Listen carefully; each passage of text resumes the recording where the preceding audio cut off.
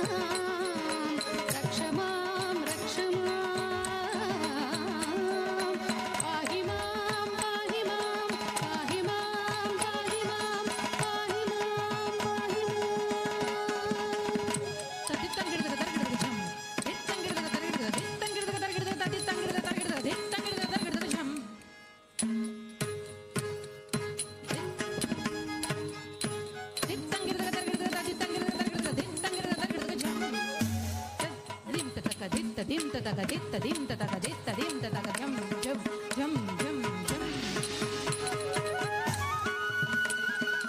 తదిం తతగదిత్ తదిం తతగదిత్ తదిం తతగదిత్ తదిం తతగదిత్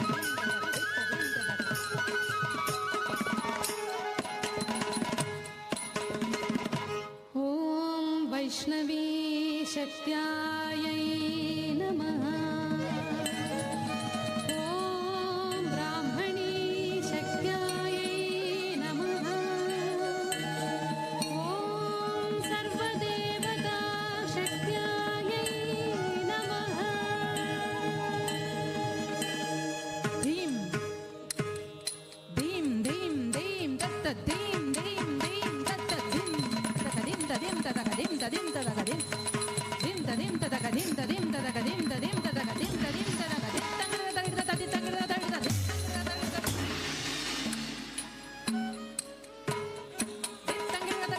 తంగర తగిద తది తంగర తగిద జం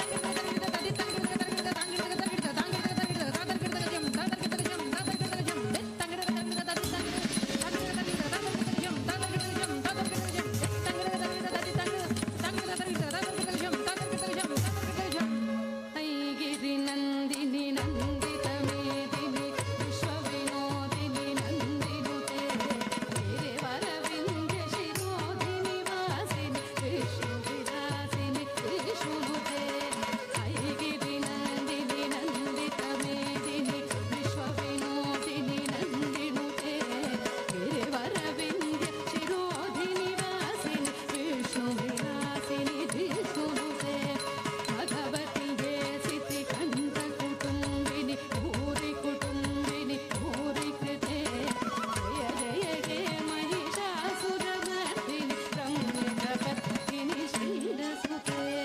రమ్యకపత్తిని శైలసుతే తదిగినతం తదిగినతం తదిగినతం ధనత్త ఝడుత్త ధిమిత్త తదిగినతం రం ధనత్త ఝడుత్త ధిమిత్త తదిగినతం రం ధనత్త ఝడుత్త ధిమిత్త తదిగినతం సురలనాథ తదేయిత ధేయిత తాళ నిమిత్త జలాస్యదతే అకుభాం పరివర ధోంగత తాలక తాళ కుతూహల నాదరతే సురలనాథ తదేయిత ధేయిత తాళ నిమిత్త జలాస్యదతే అకుభాం పరివర ధోంగత తాలక తాళ కుతూహల నాదరతే ధిం ధిం ధిమికిట ధిమిత ధ్వని క్రీడ మృదంగని నాదరతే జయ జయ హే మహిషాసురమర్దిని రమ్యకపత్తిని శైలసుతే రమ్యకపత్తిని శైలసుతే తదిగినతం తదిగినతం తదిగిన ధనత ధన ధనత జను జనుత దిమి తదిత్తగదినతం ధనత ధన ధనత జను జనుత దిమి తదిత్తగదినతం ధనత ధన తదిత్తగదినతం తదిత్తగదినతం తదిత్తగదినతం జన జన జన హింకృత వరనూపుర చిందిత మోహన భూతపతే నటిత నటార్థ నటీ నట నాయక నాటిత నాటక నాటరతే జన జన జన హింకృత వరనూపుర చిందిత మోహిత భూతపతే నటిత నటార్థ నటీ నట నాయక నాటిత నాటక నాటరతే పదనత పాలిని బాల విలోచని పద్మ విలాసిని విశ్వధురే జయ జయ హే మహిషాసురమర్దిని రమ్యకపత్తిని శైలసుతే రమ్యకపత్తిని శైలసుతే తదిగినతం తదిగినతం తదిగిన తత్తజ్జం తకతజ్జం తజ్జం తకజం తకుందరిగిట తకదత్తజ్జం తకతజ్జం తజ్జం తకజం తకుందరిగిట తక తకుందరిగిట తకజం తకుందరిగిట తకజం తకుందరిగిట తకల మురళీర పారిత కూజిత కోకిల మంజుల మంజురతే మిలిత మిలింద మనోహర గుంజిత అందిత శైల నికుంజరతే కల మురళీర పారిత కూజిత కోకిల మంజుల మంజురతే మిలిత Melinda Manohara గుంజిత అందిత Shaila నికుంజరతే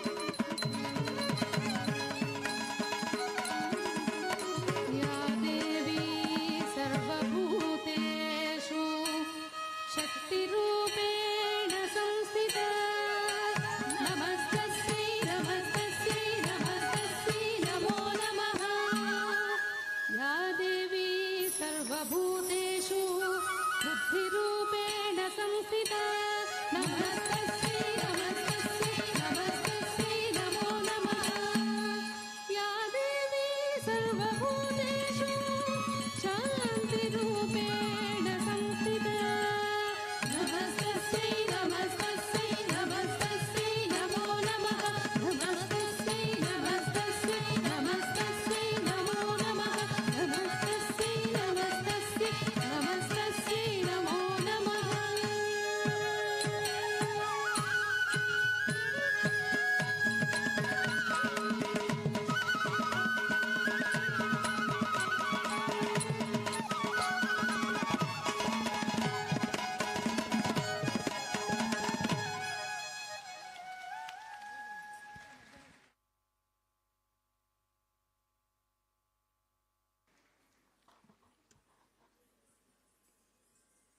Wonderful invocation done. Surely it's a victory of good over evil. It's been 3 days of festive season at the campus. We had the 2K walk and Taksh yesterday, and we have the EMRC team with glimpses of the past 2 days. My request, Raghupati sir, Director EMRC, to coordinate with the presentation.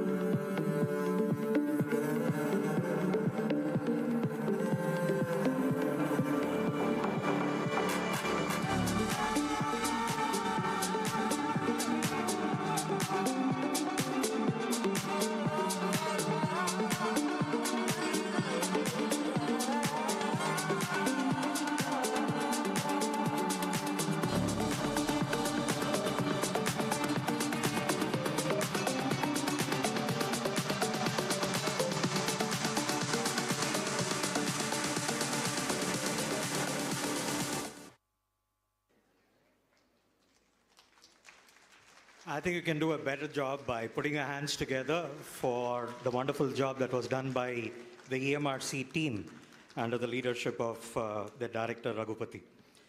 Now it's my time to invite the guests and the dignitaries onto the dais. I invite first a young leader, Professor G. Mallesham sir, onto the dais.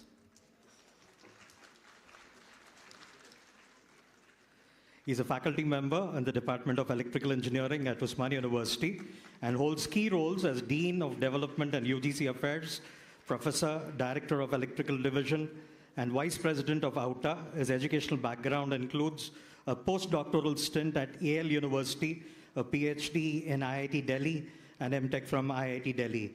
His research focuses on system modeling, control, and automation. Welcome, sir. This has been a tireless effort over the years. And we welcome into our midst Professor B. Redaya Nayak, sir, OSD to the Vice Chancellor. May I request Mrs. N. Radhika to welcome sir with a floral bouquet.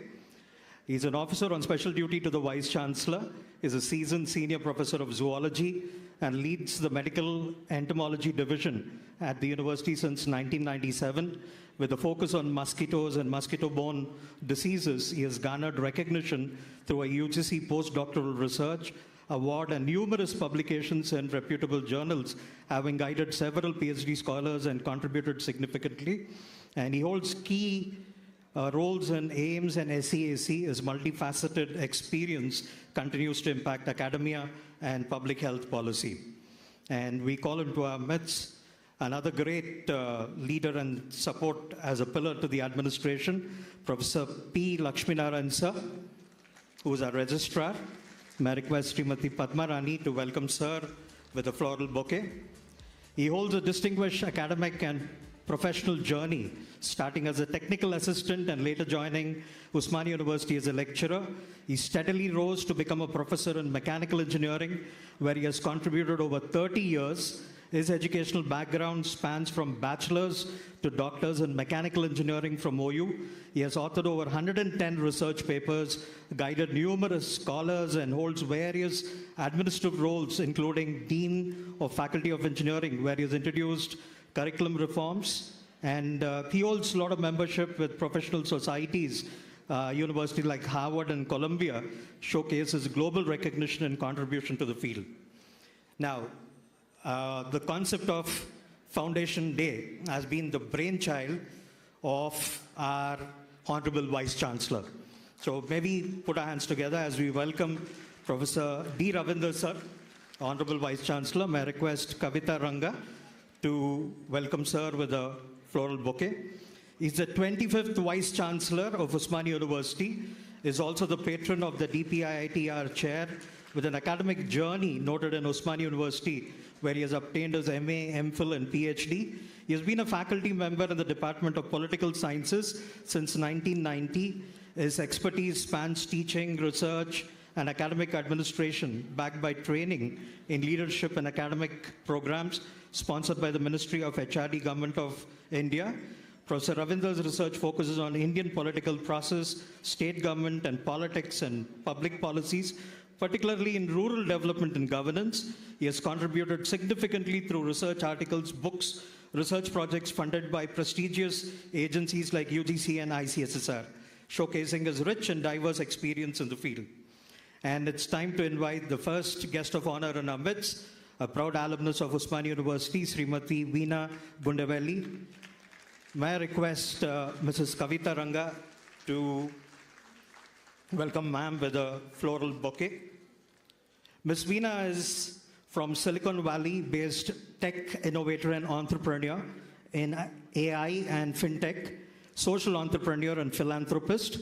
She has been recognized as the top 50 artificial intelligence CEO for 2021 by Technology Innovators magazine. From the time she has graduated from University College of Engineering, she went on to do a master's in computer science from Santa Clara University, and she has worked in multiple MNCs before founding highly successful tech startups in Silicon Valley. She's a social entrepreneur and is on the board of multiple non-profit giving back to the community. She's an adjunct faculty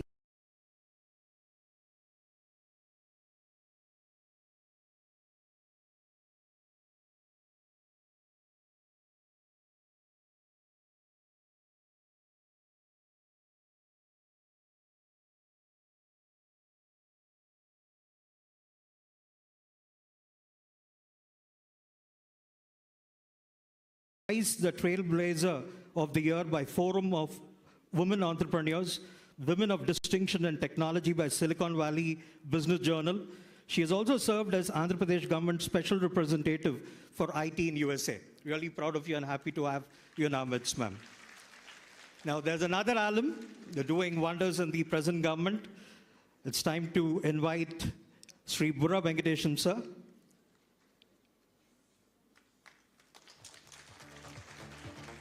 Who's also a law graduate from our university. He brings in 20 years of senior level experience in government, focusing on social sector issues like e-governance, tourism, health, education, and rural development. Educated in law from university. He joined IAS in 1995, currently serving as the principal secretary to the government backward class Welfare Department, Government of Telangana. His achievements include significant contributions to Telangana tourism, hosting international events, and spearheading sports policy initiatives.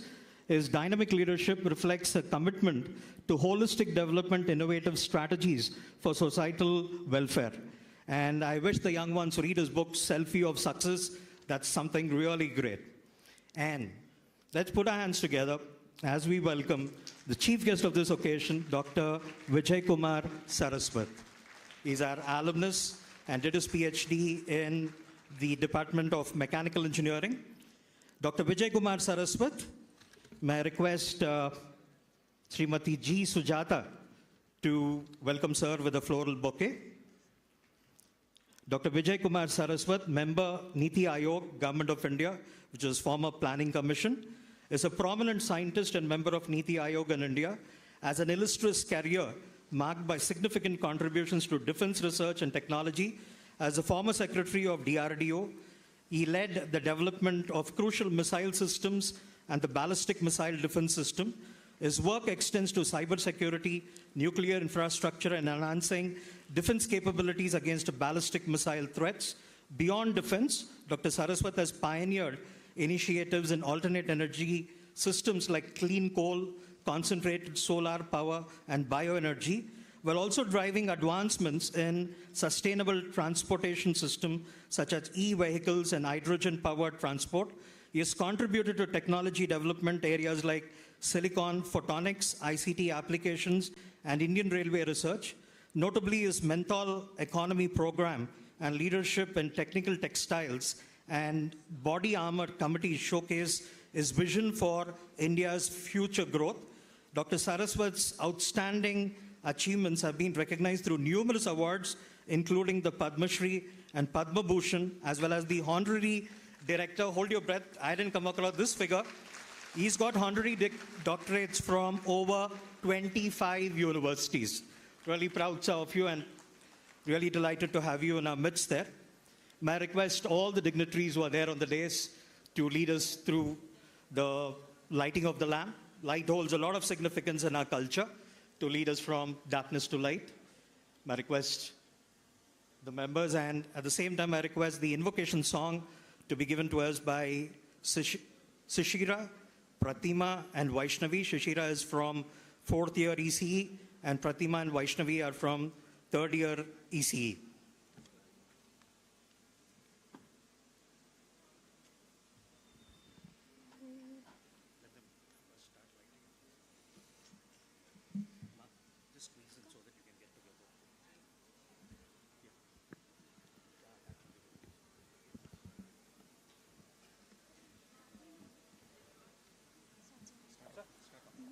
नायकं विनायकं सच्चिदानन्ददायकं नायकं विनायकं सच्चिदानन्ददायकं मूषिकराजवाहनं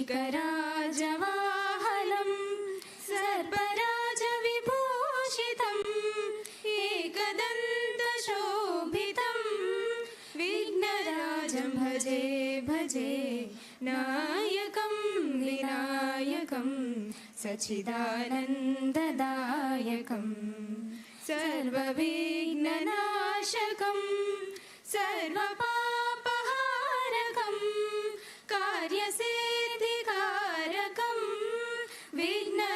विघ्नराजं भजे भजे नायकं विनायकं सच्चिदानन्ददायकं सर्वबुद्धिनायकं सर्वमोक्षदायकं काणिपाकवासितं विघ्नराजं भजे भजे नायकं विनायकं सच्चिदानन्ददायकं नायकं विनायकं सच्चिदानन्ददायकं Thank you.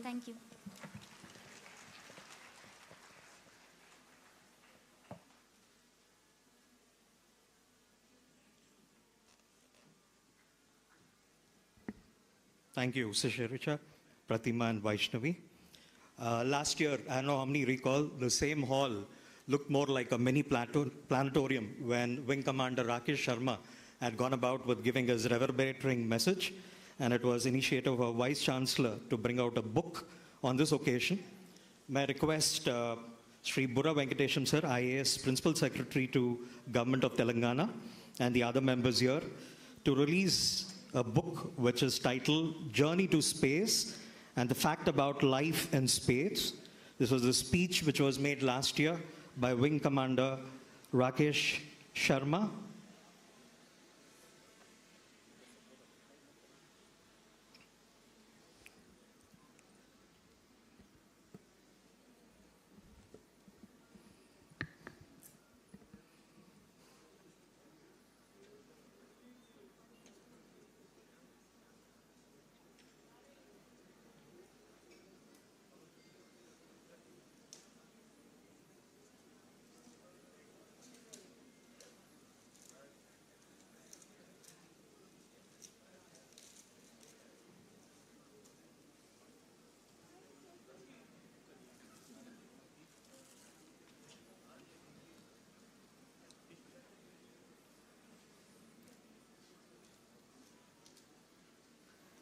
Yeah, that's Journey to Space and Fact About Life in Space. It was a speech which was made by Wing Commander A. Commodore Rakesh Sharma, the first cosmonaut from India, very simple and modest person, was here to go about with giving a wonderful speech and happens to be an alumnus of our university and studied and pursued his BSc from Nizam College.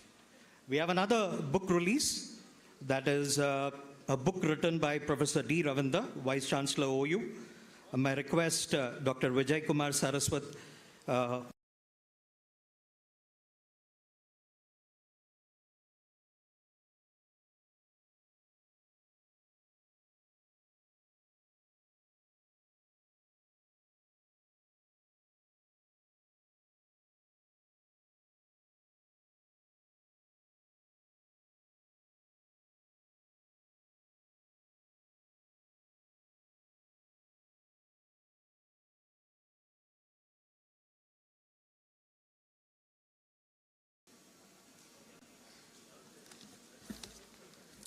very quickly, when the book has been released, can I say something about it? The book examines the repercussions of the neoliberal development model, uncovering disparities in resource distribution among states and social strata.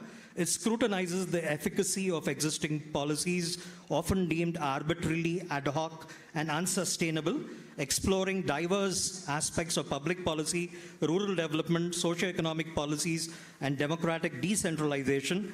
The volume meticulously analyzes topics such as poverty eradication, rural development program, the backward class movement, and the challenges of decentralization, particularly in the South Indian state, erstwhile Andhra Pradesh. Additionally, it investigates the influence of liberalization on agriculture and forestry policies, presenting a comprehensive overview of regional imbalances and implementation of local area development schemes. By incorporating 3 decades of research papers, this compilation provides policymakers with valuable insights into the effectiveness of development strategies. It facilitates policy reorientation and identification of implementation gaps, contributing to the discourse on inclusive development.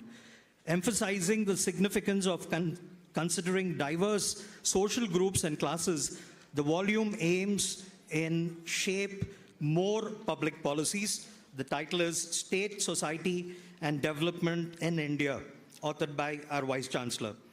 Now, sir has got an attitude of gratitude, and may I invite his teacher who had taught him through his UG days, Professor C.H. Balaramulu, who is an ICSR National Fellow. May I request you, sir, to please come over. Somebody just help him out. Rajendra, sir, if you can just help him out here.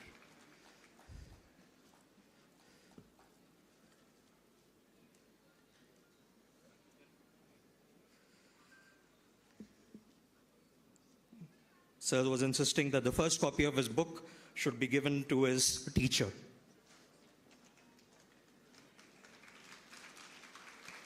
That's Professor C.H. Balaramulu, who is an ICSR National Fellow.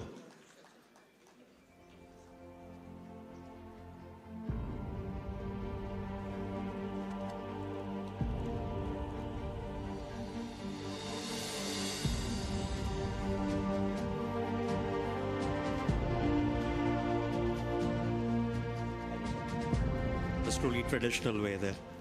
Now it's time to get to the welcome address to be given by Professor P. Lakshminaran, sir, Registrar, Osmania University.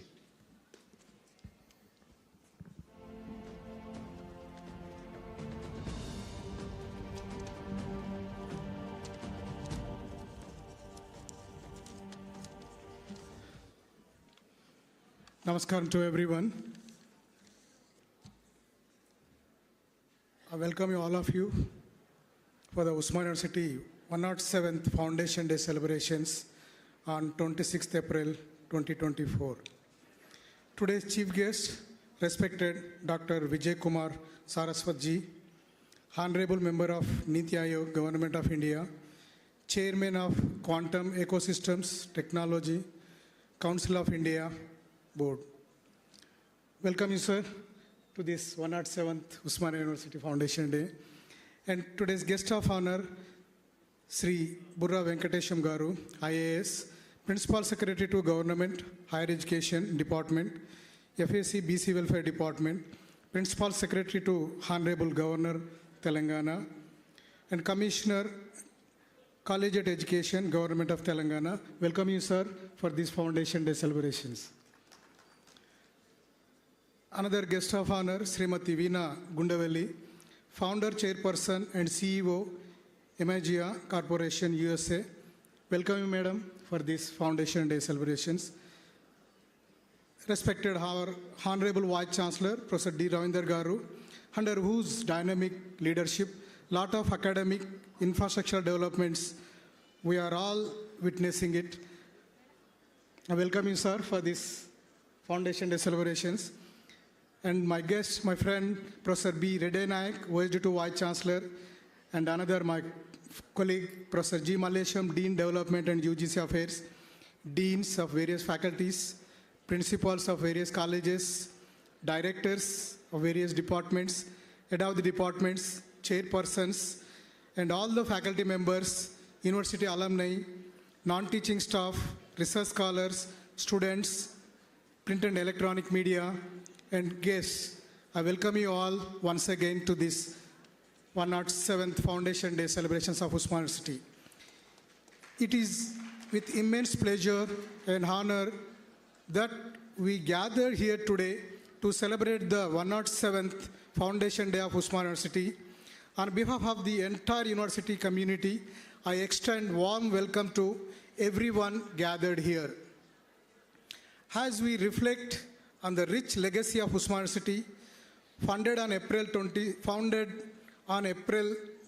26th in 1917, we are reminded of its steadfast commitment of excellence in education, research, innovation. Over the past 106 years, Osmania University has played a pivotal role in shaping the academic landscape of our nation and has been beacon of knowledge and enlightenment and progress. Under the visionary leadership of our Honorable Vice Chancellor, Professor D. Ravindra Garu, and the dedicated efforts of our faculty, staff, students, Osmania University continues to uphold its core values of academic integrity, inclusivity, diversity. Today, we celebrate not just the milestone of the past, but also the promise of bright future filled.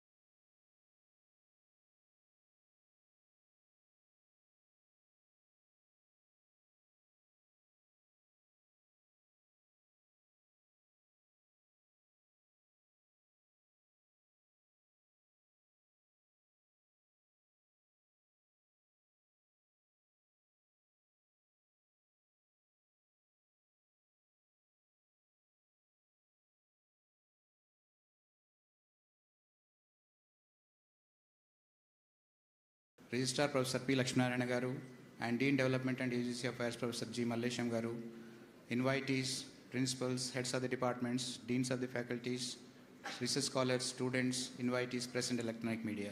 A warm welcome to you all for this 107th Foundation Day of Osmania University. At this occasion, I feel it's my privilege to stand before you to say a few words on this occasion. The Taksh is one of the innovative programs that has been happening since last 3 years, and this is the brainchild of the Honorable Vice Chancellor Professor D. Ravindra Garu, who has been inspired by a word called to invent. And as the university being a platform for many inventions and discoveries, and he wanted to showcase these discoveries and inventions to the rest of the society and public, and thereby keeping the Osmania Universities as a tradition to keep the Osmania University open for public, and thereby to get to know the public what is happening in the Osmania University. Not only that, but there are many academic reforms, many reforms has been conceived, and nearly 80 to 100 committees have been constituted to develop each and every policy, and all these committees have been materialized, and that is the result today what we are witnessing, because Osmania University has become a vibrant institution today, and in each and every aspect of the academic arena, today we are witnessing the developments and developmental activities. As Vice Chancellor always says that reform, perform and transform. As the first year of his tenure has been always thought of, lots of candle burn was done to discover or to discuss various developmental activities or various innovative ideas, and that's how the first year has gone with lot of reforms. And second year has came with the performance.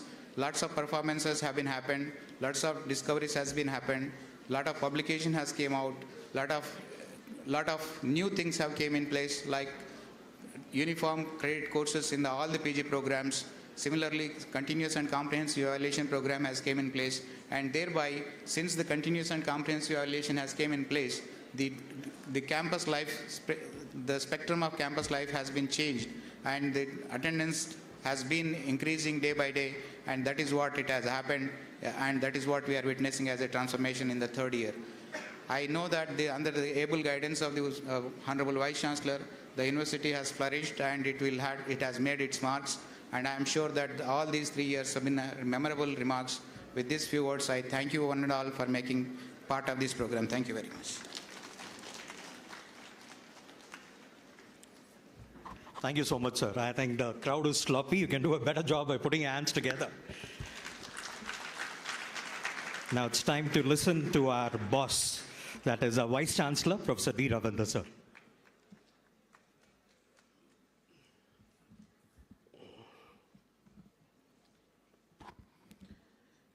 Good morning to all of you. Good morning. Yes. Respected Dr. Vijay Kumar Saraswatji, Padma Shri and Padma Bhushan awardee, Honorable Member, Niti Ayog, Government of India, eminent and proud alumnus of Osmania University, and today's chief guest. Respected Sri Burra Venkatesham Garu, IAS, Principal Secretary to Government Higher Education Department, FAC to BC Welfare Department, Principal Secretary to Honorable Governor, Telangana, and Commissioner College Education, Government of Telangana, and proud alumnus of Osmania University. Srimati Vivina Gundavelli, Founder, Chairperson, and CEO, Imagia Corporation, USA, and alumna of Osmania University.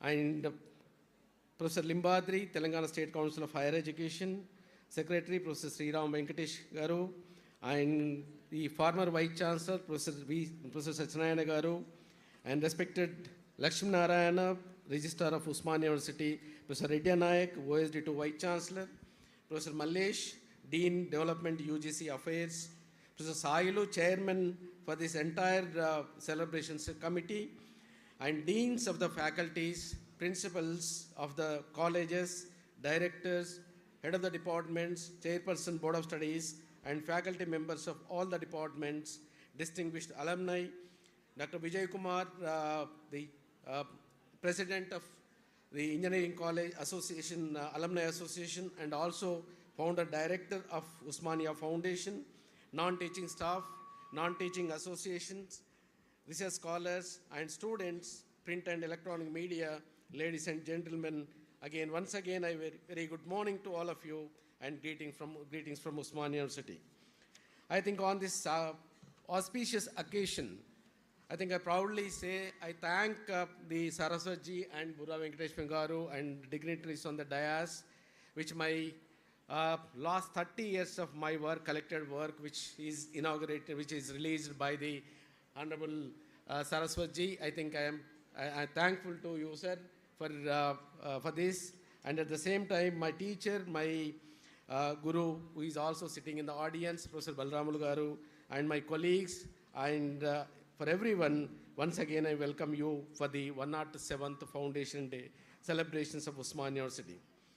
I would like to bring to this the kind notice of eminent guest here that the university is continuing its tradition of organizing its Foundation Day celebrations 26th April since last 3 years in the journey of 107 years of Osmania University, which was not celebrated in almost all 104 years, but as soon as I took over the Vice Chancellor with an inclusive approach and the advice of all the deans and principals, which we started celebrations of the Foundation Day on 26th April every year from the last 3 years. The first speaker for the first Foundation Day lecture given by Sri Bharat Ji is present IFS Secretary Lokpal, and second Wing Commander, proud alumnus of Osmania University, Rakesh Sharma Ji, which we brought out that book. The third, I think today, which we have another proud alumnus, the Saraswatji. At the very outset, on behalf of Osmania University and on my behalf, I extend a warm welcome to our distinguished alumnus, respected Dr. Vijay Kumar Saraswatji, who has kindly accepted as the chief guest for these celebrations. Dr. Saraswatji's journey from being a student at Osmania University to his distinguished role in shaping national policies and initiatives is truly inspirational. His unwavering dedication to education, research, and innovation serves as a beacon of hope and progress of our nation. His achievements and contributions to the nation exemplify the transformative power of education and the spirit of excellence that Osmania University instills in its students. We look forward to Dr. Saraswatji insights and wisdom as we navigate the dynamic landscape of higher education and innovation. Once again, I welcome you, sir, for this historic event. We are also privileged to have you, sir, and in the midst of this occasion, I wholeheartedly convey my sincere thanks and deep sense of gratitude for accepting our request for this historic program. We are highly delighted to have respected Burra Venkatesham Garu IAS Principal Secretary, Government of Higher Education, and Sri Burra Venkatesham Garu is a distinguished career and remarkable achievements, serves as a testament to his exemplary leadership, dedication, and commitment to public service. As an alumnus of Osmania University, his journey from student to esteemed government official is a source of pride and inspiration for our entire Osmania University community. We are privileged to have Sir Burra Venkatesham Garu, who join us in the auspicious occasion, in fact, which I have invited several times, but today is, I think, his presence is witnessing for this overall development of the Osmania University. I think he is instrumental for Harvard University delegation to visited Osmania University for 2 times, and he was instrumental particularly for the Osmania University and Harvard University faculty. Then the social welfare department students spent almost 1 week in Osmania University, and it was a major interaction. That's the brainchild of Sri Burra Venkatesham Garu. He is not only a good administrator, but at the same time a great writer. His book, that known as Selfie of Success, it was the largest selling book in the country. I think it reached, give a big round of applause to Sri Burra Venkatesham Garu. Not only that, he is a very prominent Telugu writer. Amma Pata, on Amma, he has written a very good song. I think that is also received very well. I think once again, I think he is a source of inspiration, not only for that, and he extended generously for the establishment of the Civil Services Academy in Osmania University. Apart from that, for the establishment of Center for Mahatma Jyotiba Phule Research Center, generously supported with 5 lakhs rupees for research, and which have brought out 3 books on the Mahatma Jyotiba Phule Research Center. And in fact, the another guest of honor, we are delighted to extend a warm welcome to Srimati Veena Gundavelli, founder and CEO, Imagia Corporation, USA, and above all, a proud alumna of Osmania University. Srimati Veena Gundavelli entrepreneurial journey and exceptional leadership in the field of technology and business are truly commendable.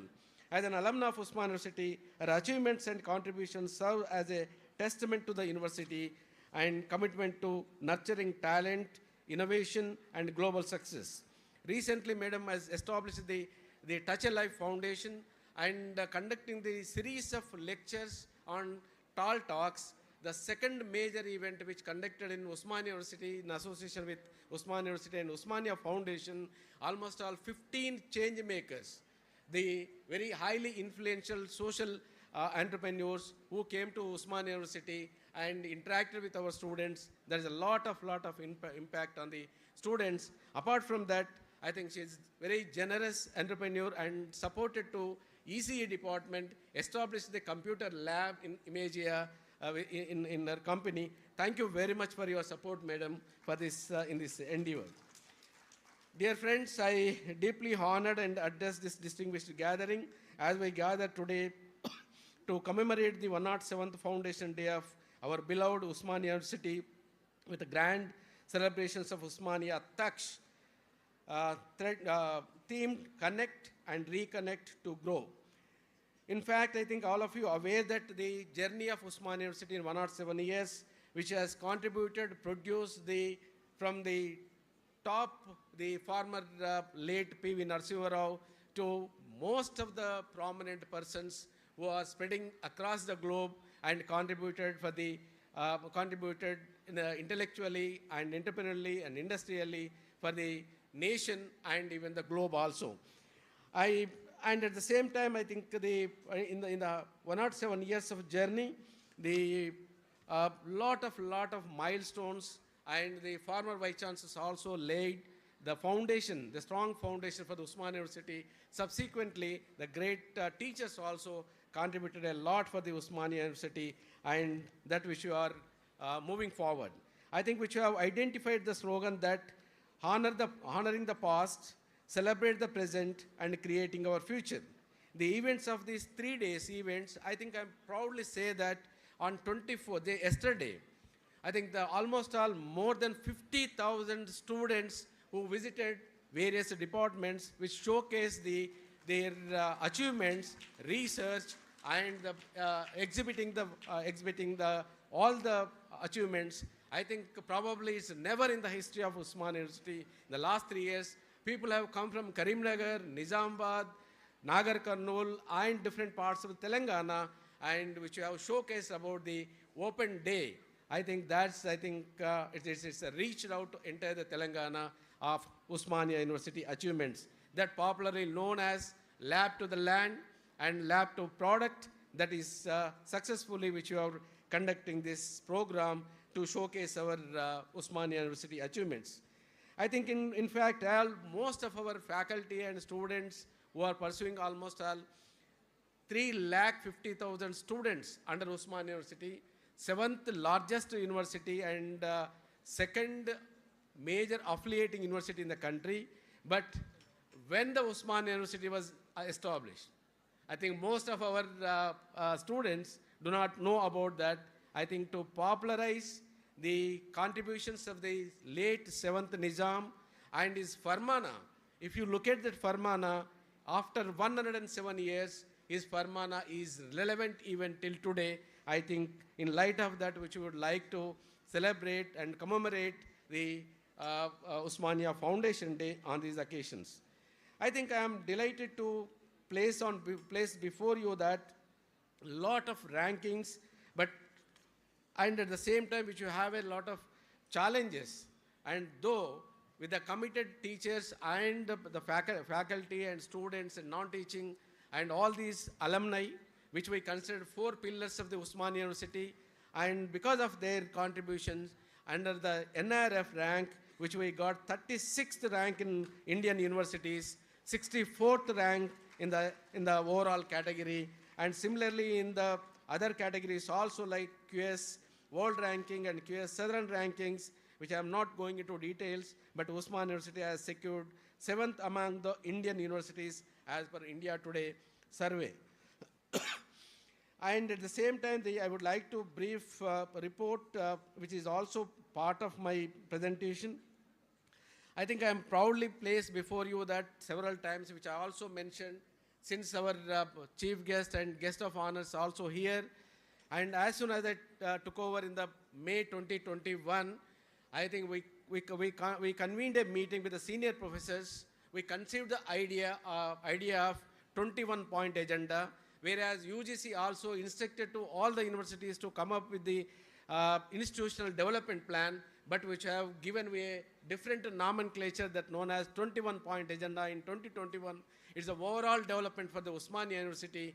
I think it's a roadmap for next 15 to 20 years. I think more or less the Niti Aayog and earlier Planning Commission also prepared that plan. Sir, I proudly say that Osmania University, which you have prepared this plan, I think which you have executed with the slogan that known as reform, perform, transform, with 4 pillars. That 4 pillars known as the teaching learning methods, and second one, research and innovation practices, third, infrastructure, fourth, outreach activities, which you have introduced in the Osmania University. I think that changes which is happening and which you are also experiencing with this inclusive approach of the 21-point agenda.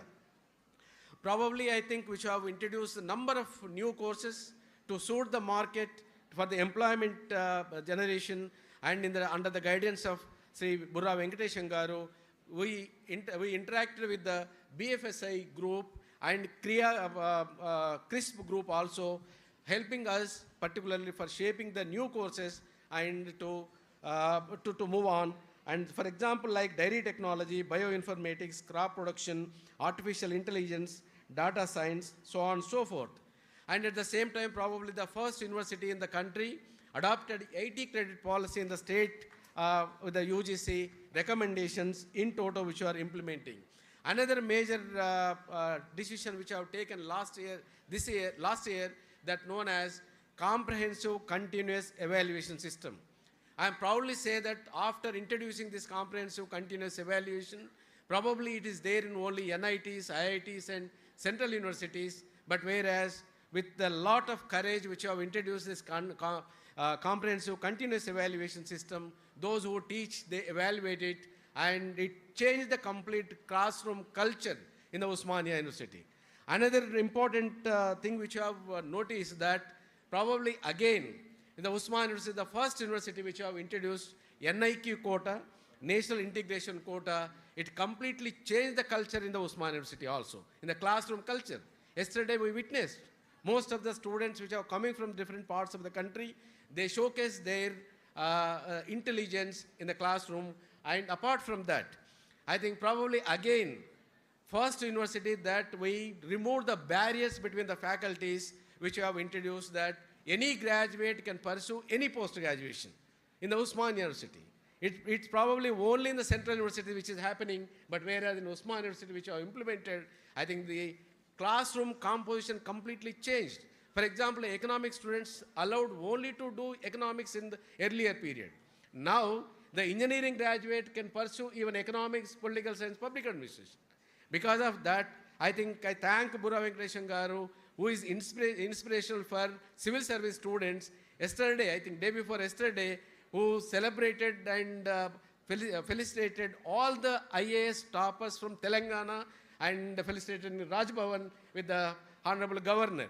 It was a practice in Osmania University which we have been doing, and 2 students who got from Osmania University IAS rank from engineering and political science student in this recent thing. And probably another thing is that to share the resources, the cluster system also which we have introduced with the help of the State Council of Higher Education, 10 autonomous colleges coming together, sharing their resources, ideas, and even some of the papers also can take in one college students to other college, which is also a very innovative program which you have introduced. Probably the distance education is also, when I took over, I think it was only 4,000 students.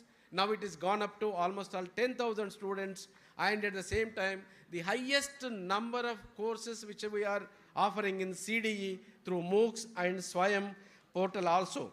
And with the help of the State Council of Higher Education and the direction of our Principal Secretary Garu, even dual degree program is also planned, and most of the MOUs also which have entered into the different universities, and probably, and I had the opportunity to visit UK, and during that time almost our delegation also visited. We entered into the MOU with the Bangor University and Cardiff University and the other universities also, which almost all 3 centers are working very closely with these Wales universities. And also I got the opportunity to visit Japan. During that, Shibura Institute of Technology also entered MOU. 10 students who funded by the Shibura Institute of Technology, one of our alumnus who is heading that center in Japan. I think it was a great experience for all of our students and faculty and myself. Similarly, the research is the focus, and at the same time, it's the face of the Osmania University, as long as which you have given utmost importance for the research. And probably, I think earlier you used to get almost all 200 crores from the UGC, but after the policy changed from 12th plan onwards, which are not getting funds from the UGC, but whereas MHRD, RUSA, DBT, and UGC, CSR, and yesterday itself, which have interacted with the DRDO, sir, your own organization, even Satish Reddy Garu also promised earlier. Now yesterday with the Pune delegation visited to engineering college, which I think almost all they are committed to support for engineering college and Osmania University in general for supporting the projects. This is also in the pipeline. And at the same time, the Osmania University is in the forefront for university-industry interface. Probably again and again I have placed on record that in the state universities which have introduced the professor of practice. Earlier there was no linkage between industry and academy, but whereas which were appointed 6 persons from the different fields, particularly as CEOs, presidents and vice president, retired from the different organizations, which you have included in our faculty. I think they are doing wonderful job, and at the same time they are also providing insights to our faculty and students, and this is also major concern. I thank on this occasion the Coal India, Singareni Collieries, who supported for the 2 professors' chair, which have created, and that is also working very well, and also supported for infrastructure facilities. Under RUSA also almost all 107 crores which we have sanctioned. Under that, recently with the initiation of our Burra Venkatesham Garu, Principal Secretary, that funds also flowing. But when we were prepared, the RUSA was not given. Now with the intervention of the sir, I think a lot of funds are also coming, particularly to strengthen the infrastructure in Osmania University. And for particularly to recognize the research of our faculty, again, it is also a very innovative program. Probably the first university which you have launched that Vice Chancellor Award for the best publication on reputed journals, which we also conducted on every January 3rd on the occasion of the Mahatma Savitribai Phule birthday in mark of recognizing this, the Vice Chancellor Award, and we also given 25,000 as an honorarium for the best research publications. Apart from that, lot of institutional achievements like Institute of Indo-Pacific Studies. I think after JNU, this is the only university which have established the Indo-Pacific Studies Center, which was appreciated by the lot of universities, particularly in the US, UK, and Japan. They are ready to collaborate with us and also working very closely with them. And created the Information Technology Electronics Center and Center for Disabilities Resources, Human Capital Development Center, Civil Services Academy, Directorate of CSR, Alumni and Branding. And here I think I place on record that on par with IITs and IIMs, which have established the Osmania Foundation. So earlier we did not get any fund from any alumni, but whereas as soon as which I established the Osmania Foundation, I proudly say that within 1 year, which we got 20 crores from alumni, which for the different purposes. And one alumni from ECE, the TK Gopalan, who contributed 5 crores, and that building is also coming up on his teacher name, that the building is also coming up and in the engineering college. Probably the first time which I have conducted the global alumni meet, and wherever I got the opportunity, I have requested the alumni to contribute your intellectual inputs to Osmania University that would strengthen the research and knowledge. And in light of this, again, Sir Saraswati Saab and Venkatesham Sir, we experimented with a very, very innovative, and probably again, it is the first center which we have established that known as International Academic Advisory Committee. The almost all 15 professors of Osmania alumni working in the prestigious universities in the US, which we have conducted a Zoom meeting, and they are ready to come to Osmania University and take the classes. For example, Bhiksharaj agreed 3-credit course is from Carnegie Mellon University of US, and others also agreed to take the classes, particularly to give the exposure to Osmania people. And at the same time, this is the long this thing, but actually I wanted to place before all of you that the Osmania Technology Business Incubator is also doing very well. Almost all 16 companies working under Osmania Technology Business Incubation Center were also proposed to have best infrastructure facilities in Osmania University. Almost all, I think 150 crores of worth of infrastructure facilities which are planned, and almost all the infrastructure facilities which are coming up, like 2 hostels in the next 30 years, which is also sufficient for that kind of infrastructure, classroom complex, and probably sir, almost all 72% of the girl students enrolled in Osmania University.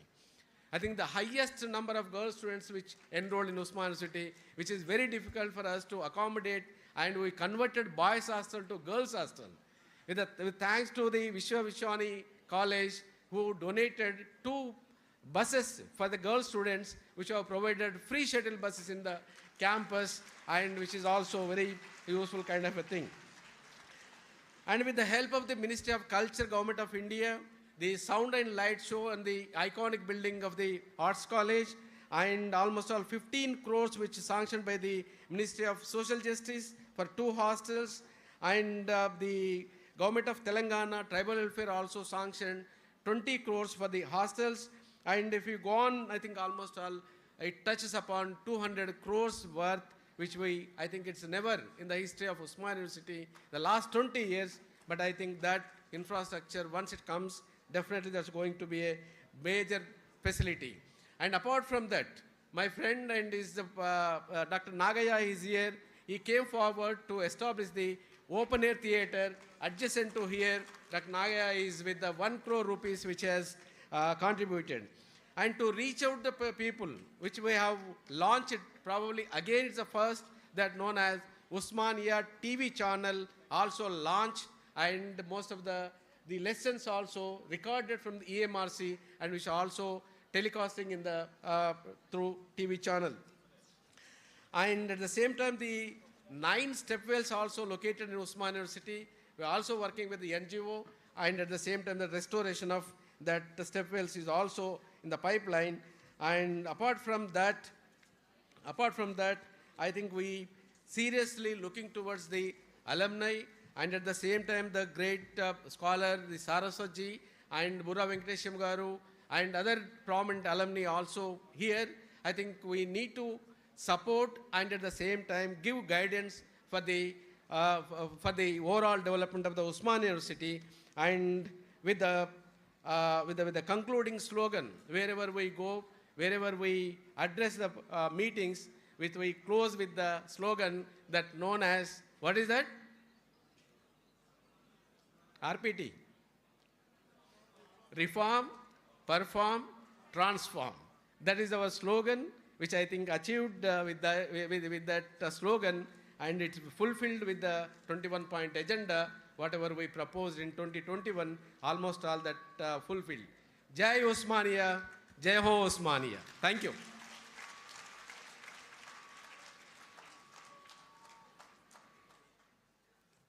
I think we need to pat him and pat ourselves for all the achievements that has been done in his tenure. Now it's time to listen to the Principal Secretary to Government, Sri Burra Venkatesham Sir IAS. He is the Principal Secretary to Government Education Department, BC Welfare Department, Secretary to Governor of Telangana, and Commissioner, Collegiate Education, Government of Telangana. It's all yours, sir.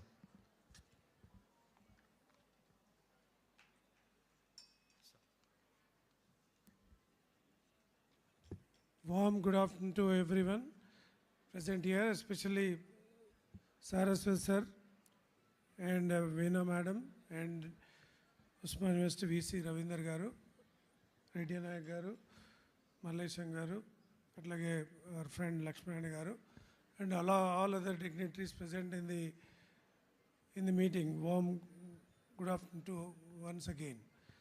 So this is a privileged meeting where we commemorate the 107 years of Osmania Foundation. So such a big university which has changed the lives of many people, which has created history, which has created legacy, which has created research, which has created social reform, which has created movements, which has created various aspects of life. If you have to compare the impact of one university in a particular region, probably Osmania stands tall in the entire country where it transformed the social milieu of the state.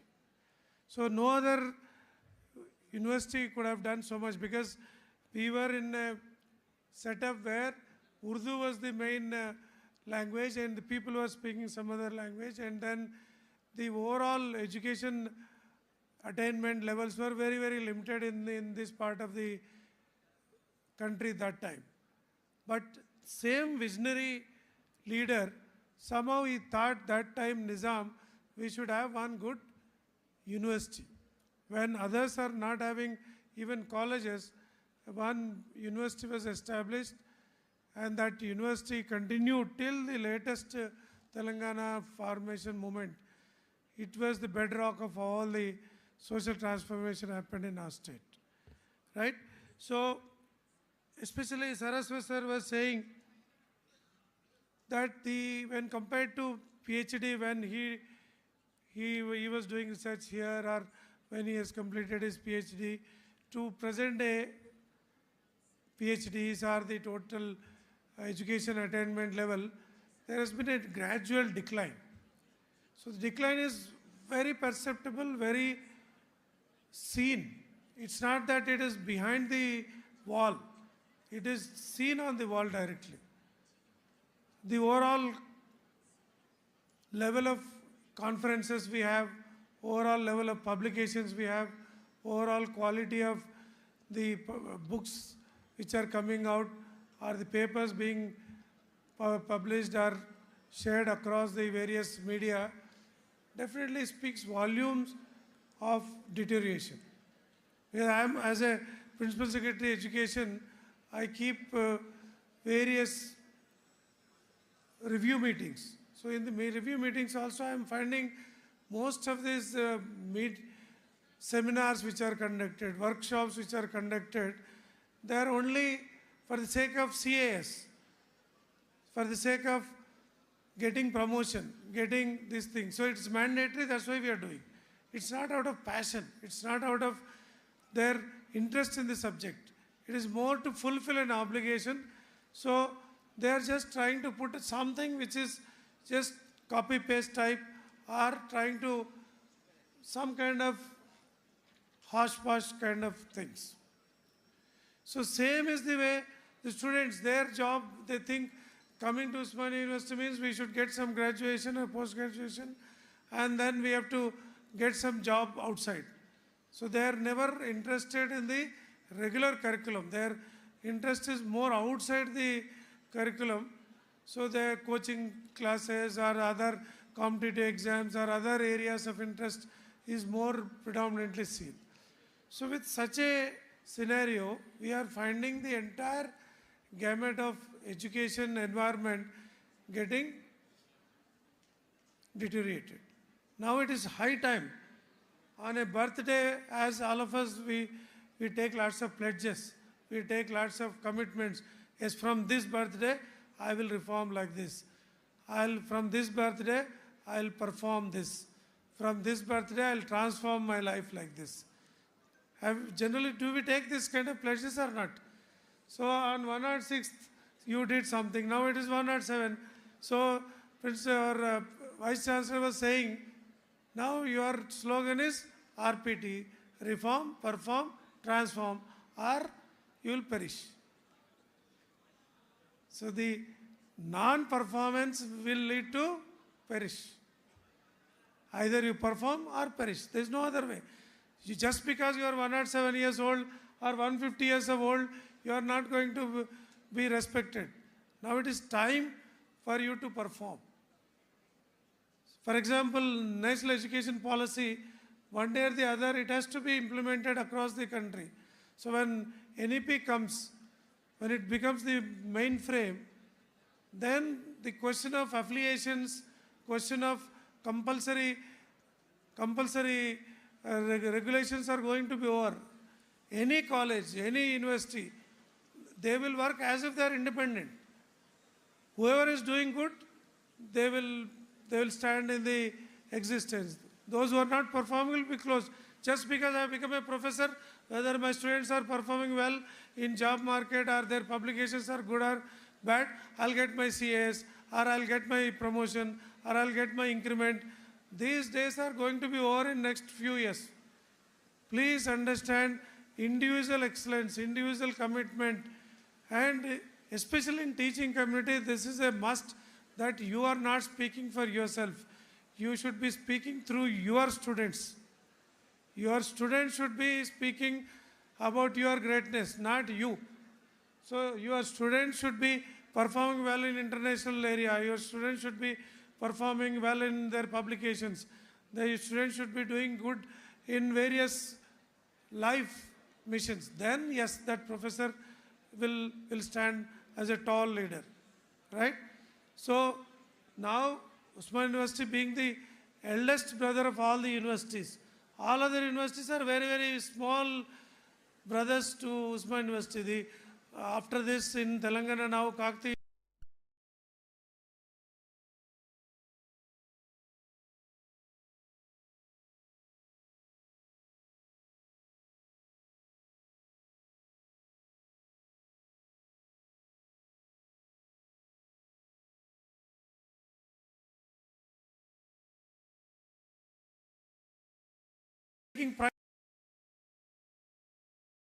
to perform in the present and also prepare yourself for the future.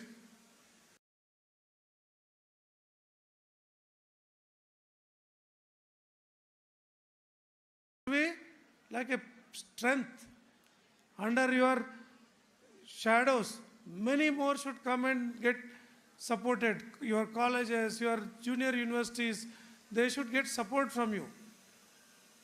So the student side, they should definitely look for employment. And why I want to tell you one more thing to the university and all other faculty who are present here. Why students are now looking outside? Other than academics, they are more interested in non-academics because competitive exams and other things. Because employment and education are getting interlinked. They used to be like that. Now they are getting delinked. So again you have to bring back that interlinkage. If I pursue my academics properly, there is an opportunity for me to get employed. Gone are the days where the students were getting the benefit of getting education and also getting the employment. So employment is limited now out of education. So now we need to bring in that interlinkage between education and employment by bringing the industry, bringing the business, bringing the outside environment into our colleges. A professor is one who is bringing as many people as possible from industry and business to his classroom. That is more important. If say, economics professor is there, so if he comes and teaches his subjects and then goes away, then that is not going to help because those students will not get any employment. So he has to bring in the Economic Research Institute, economic publishing units, economic related activity, business houses to come to the university, to the classroom, get them interacted. When they get interacted, then there is a chance of these people getting employed. So that distance between these two should be bridged and they should become one and the same. So then the students will not look for employment outside because there are a number of students who could not come to university. How many are coming? See, I have 60 lakh students in the schools and the total students in all universities put together are not even 20,000. So out of 60 lakh school going children, only 20 to 25,000 are coming to universities. So if these 20,000 also are looking for jobs like constable, are looking for data entry operator, or some teacher level jobs, then what will have to happen to the students who are in colleges, who are in junior colleges? They should be given these jobs. You should not compete for those small jobs. You should be the leaders. You should be the employers, not the employees. University going students should look for higher level things.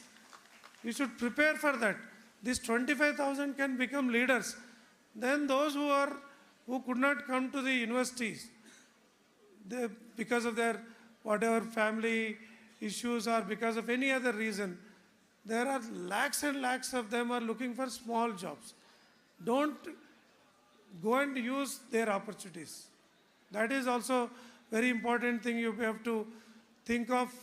And then overall, university education is a very, very important thing and government of Telangana is very, very committed towards this. And to make Telangana top, we have to make Telangana top, we have to do few things, right? So I will tell you 5T formula for Telangana to reach top. Because Telangana T is for top, right? So Telangana, if we have to top, first and foremost thing is we have to look for talent. Encourage the talent. Wherever it is, the talent has to be spotted and encouraged and nurtured. If you don't take these proper students into university, your entrances are not doing good, your classroom teaching is not doing good, or there is some cheating in exam writing, then talent is not nurtured.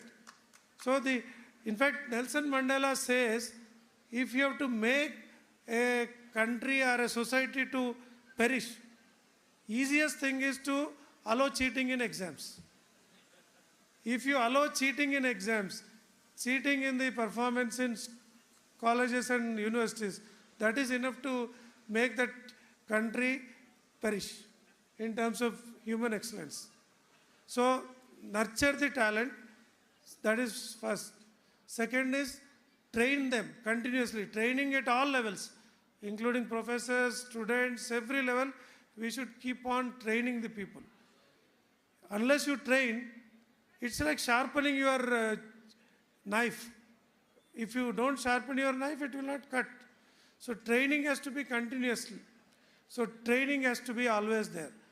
Third is, once you train your people properly, then you have to respect your tradition.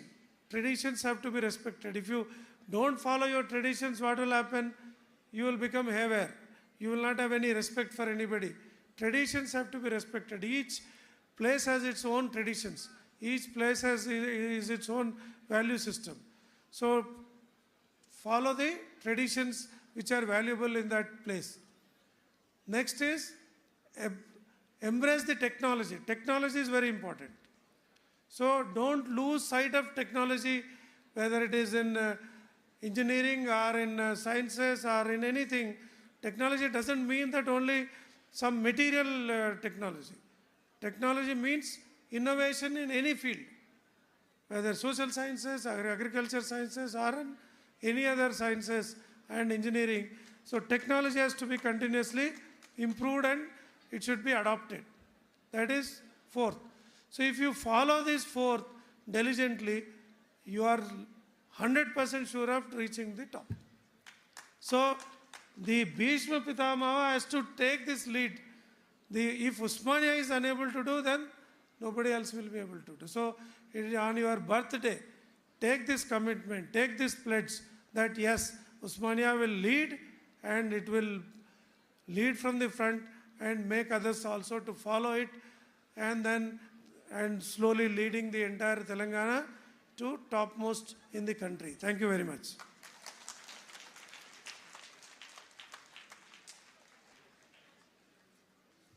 That was a wonderful mnemonic on talent, training, tradition, technology to be on the top.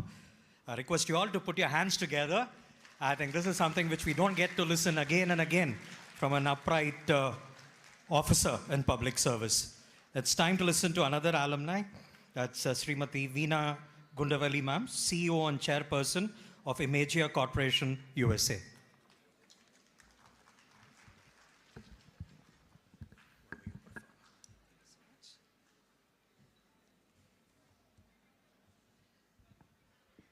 Thank you so much. Professor D. Ravinder Garu, VC, Dr. Saraswat G, and the Venkatesham Garu, Lakshmi Narayan Garu, Mallesham Garu, everyone, thank you so much for giving me this opportunity to address our students and guests over here. Hello everyone, it's such an honor to be here with all of you, and I see many students out there, and I was one of you over there several years back. I'm a proud graduate of Osmania University. I'm a product of Osmania University. I graduated from Electronics and Communications Engineering in 1990, and from there I went to the United States, did my master's, and worked for a few MNCs, and then went on to an entrepreneurial journey. And today I run a software company. It's in fintech and artificial intelligence, and we make autonomous finance platforms that, just like autonomous vehicles, we build autonomous finance systems where payments go from one company to the other in a frictionless and seamless manner. We are revolutionizing and transforming the way finance operates. So that's what we do. And besides that, I'm also engaged in student program, which we call as a TAL Transformers. What we do here is we encourage students to put their passion and purpose to create innovative solutions, that can address, for example, one of the student is working on innovative solution for hearing aids, for the disadvantaged. One of the student is working on water, pollution elimination and filters, for going to the disadvantaged communities. So like that, many projects, are happening. We're working with about 10,000 students and about 300 engineering colleges around the world, especially in India and also with United States. And we are proudly affiliated with Osmania University, and we have an artificial intelligence lab as well as several others, right? So I am very excited to be part of this alumni network and giving back, working back with the university and including many students in terms of creating these solutions for various different purposes. So one of the key things, again, Osmania University produces approximately about 3 lakh graduates every year. And that's a huge number, and it has a huge transformative power, to provide solutions, to the world. Now, some of the students, obviously have, become, Minister Garu, they have become IAS officers, they have become professors, they have become entrepreneurs, VPs, etc. And one of the key things is, hey, how can this 300,000 or 3 lakh students become whatever they want to become in their lives? What is it that sets apart some of these people who have achieved whatever they wanted to achieve, and what is it that has, set some of the students not able to achieve whatever they are able to achieve? And so for that, in today's session, I wanted to bring, some of the learnings, from my own entrepreneurial journey, and how, some of the companies actually nurture their executives to, create transformative solutions, right? So you have companies like Google, companies like Microsoft, and many companies producing massively reformative solutions. And every one of their executives do go through this program of how can you build massively transformation solutions. Now, as a student, for 16, 18, 20 years, we go through a very linear learning journey. We go one class to the next class to the next class. And until about 20 years, we are all going in a very linear journey. After that, when people go into the world, some of them go to significantly high places. Some of them are, struggling, to be able to meet that. So what sets that apart? And that's the secret that, again, the secret sauce many executives get taught. And that is called, there's a methodology called exponential thinking. Many of these companies, executives, are taught something called exponential thinking. So what is exponential thinking? Exponential thinking, again, any of the math students, linear is 1 + 1 + 1, so you're adding one after the other, right? So you can only grow 1 + 1 +. Exponential means to the power of, right? 10 to the power of 2, 10 to the power of 3, 10 to the power of 4. And if you look at that curve, suddenly there's a exponential growth that happens. So how do you get to that exponential thinking? And how are some of these companies, some executives are able to make massive difference? And how you as students, when you're getting out into the market, when you are getting out into your journey of life, how can you achieve that exponential growth, right? So there are some techniques, and I would like to leave you with, 3, techniques in this methodology. First and foremost, in exponential thinking, find your passion. What is your passion? Is math your passion? Is science your passion? Is electrical engineering your passion, or your law is passion? Whatever be your passion, first and foremost, identify that particular passion. Treat it like a either a small baby or you're a small crop, you're a student, you're still very young. Now you need to take that particular passion and every day nurture that particular passion with continuous learning, with looking at what are some things that are out there that can inspire you for that particular passion. And there are also ways you can put this passion to purpose. For example, you will hear from Saraswat ji how, with the, UN SDGs, with the Niti Aayog, for example, there are 17 different what we call as sustainable development goals. UN has put together a 2030 plan where, there are, how can you address 17 different problems? For example, water sanitation. For example, food shortage. For example, the education and, there's so many different pollution, sustainable living, etc. There are various different ones. If you're an electrical engineering student, you can pick any of this problem, create a solution for that. If you're a mechanical engineering student, you can pick up any of these and create the problem. So try to see how you're able to apply your passion to any of these purposes.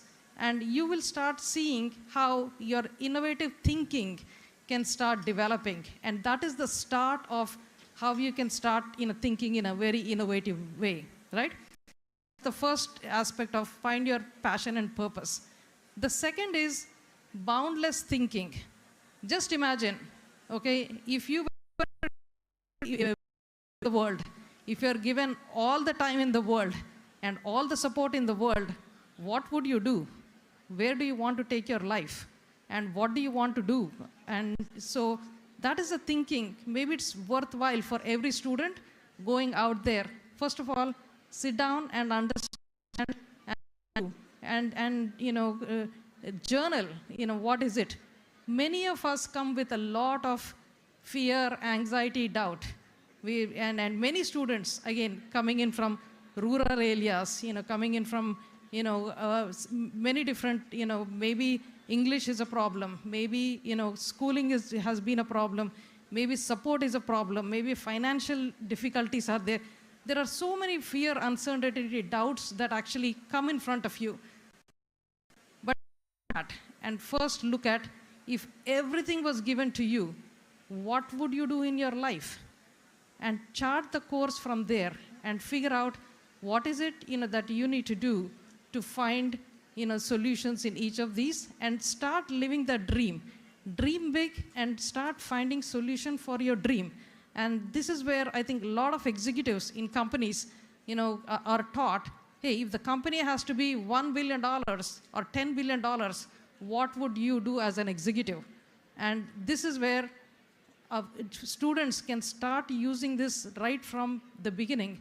There are a lot of courses out there, as well as I think mentors that can teach you what is this exponential thinking. But I would very strongly encourage. Today you are in an information age. You have access to a lot of resources out there. You have technology getting transformed in every different direction. You have every field explosively transforming, whether it is healthcare, with this climate tech, whether it is, you name it, every place is getting transformed.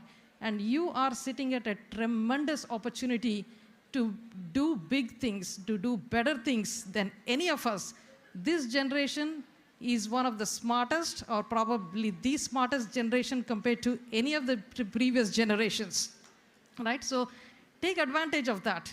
And network with your alumni, network with your resources out there, and see how you can take yourself into a very boundless and experience the freedom of you can do bigger and better things.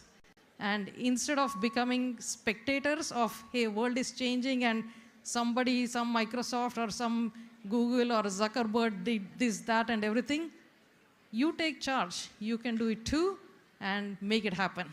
So with that, thank you so much. Thank you for the honor.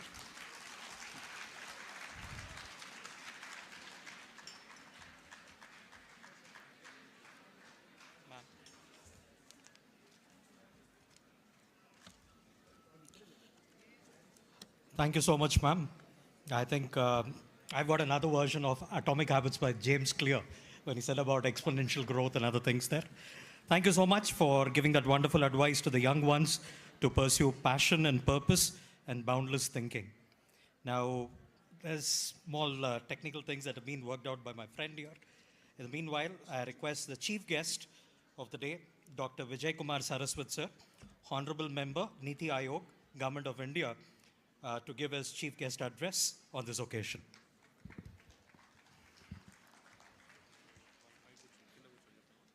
You're connected? Yes. Oh, very good. So if I change, it will change, no? Yes. Yeah, now, since you're connected. No, remote is not required.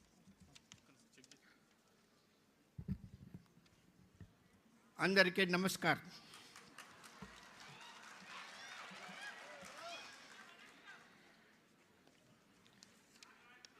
Honorable Shri Venkatesham Garu, Professor Ravinder Garu, the Vice Chancellor of Osmania University, Srimati Veena Gundaveli, very inspiring address, Madam. Shri Lakshmi Narayan Garu, Shri Reddy Nayak, all the distinguished faculty members, my dear students, ladies and gentlemen, and of course the invited guests for this function today. It is indeed a great honor for me to be part of the 107th Foundation Day celebrations of this great institution, Osmania University. I happens to be an alumni of that by default. Why I'm saying by default? Because I was just explaining, I had registered for my PhD in IIT Madras in 1982. And for reasons which I can't explain to you, but due to the pressure which was put on me by Dr. Kalam, that you should first do Prithvi project, then go for your PhD, that resulted in discontinuation of that activity, and hence a later stage I joined Osmania for my PhD. So it's a default. But it is one of the best experience I had of those 5 years when I was interacting with the faculty of engineering college under Professor T.N. Reddy and other very, very esteemed faculty members. It's a great experience I had. And that is the experience I was sharing with Mr. Venkatesham while sitting just now. I would not like to talk to you about what Osmania University should do, because enough has been said in the inspiring talk by Mr. Venkatesham and also by Srimati Veena. The one point which came out in all this is the 4 T's which Mr. Venkatesham talked of. And one T which I personally believe strongly is the technology. So my talk is today basically how science and technology can be transforming. So this T is for transformation, the technology for transformation. Since Osmania University has also to perform and transform, it is important that science and technology should be tailored in such a manner that it adds to the economic development. And today's economic development is just not numbers alone. It is also something to do with sustainability. Sustainable economic development is what we are talking of. And Mrs. Veena mentioned a few things about it when she was talking about exponential growth, exponential journey, and other things. I would like to share with you a few slides which will give you the importance of what is science and technology for economic development. So the slides are changing. I'm very happy. All of you know that growth of science and technology has been phenomenal, and it has contributed to the life of human beings in a great way. The kind of comfort in which we are sitting here and talking to each other, even video conferencing and things like that, it is greatly due to the science and technology. A lot of new technologies have emerged, and it's left to us now how to utilize them for the benefit of the society. And multiple technologies over the world have come together to form new innovations. That is what is happening as far as the science for humanity is concerned. All of us know that science and technology for society has 3 perspectives. First perspective is the scientific perspective which we all look at. We all of us have a scientific perspective, whether you are a student of science or not, it is immaterial. But still you have a scientific perspective because that is inherent, genetically inherent in you. The other one is the technological perspective which you learn, which you come across. And third one is the environment in which you look, in you live, and which is the ecological, the economic, and the political perspective. So this is the way we look at these three perspectives. So when you take any decision, your process of decision making is an agglomeration of these three perspectives. And with these three perspectives, you take decisions which are responsible for the upliftment of the society as a whole. So in other words, if you see, science is the principal driver for change. Whatever has happened over the last so many centuries, which is due to the scientific developments. The social change, what you see today, the internet, is one of the biggest social change which has happened. All of us are looking at today environment. We are worried. We are worried that the environment is depleting, it is getting into difficulty. You know, the kind of climate change which is taking place. So this is another one which is a continuous question of worry which requires scientific action. Health and medical change, the biotechnology is emerging to provide you the solutions there. And of course, I come from the defense background because almost about 45 years of my life journey has been in defense. So national security becomes a very important challenge, and it could be for the benefit of the humanity, and it could be for the destruction of the humanity also. We call it weapons of mass destruction, which are being used. Today's war which is going on between Ukraine and Russia, we always have a problem, whether one day or the other, somebody will go berserk and use weapons of mass destruction, leading destruction to the whole humanity. So I would like to give you a historical perspective of India's science and technology.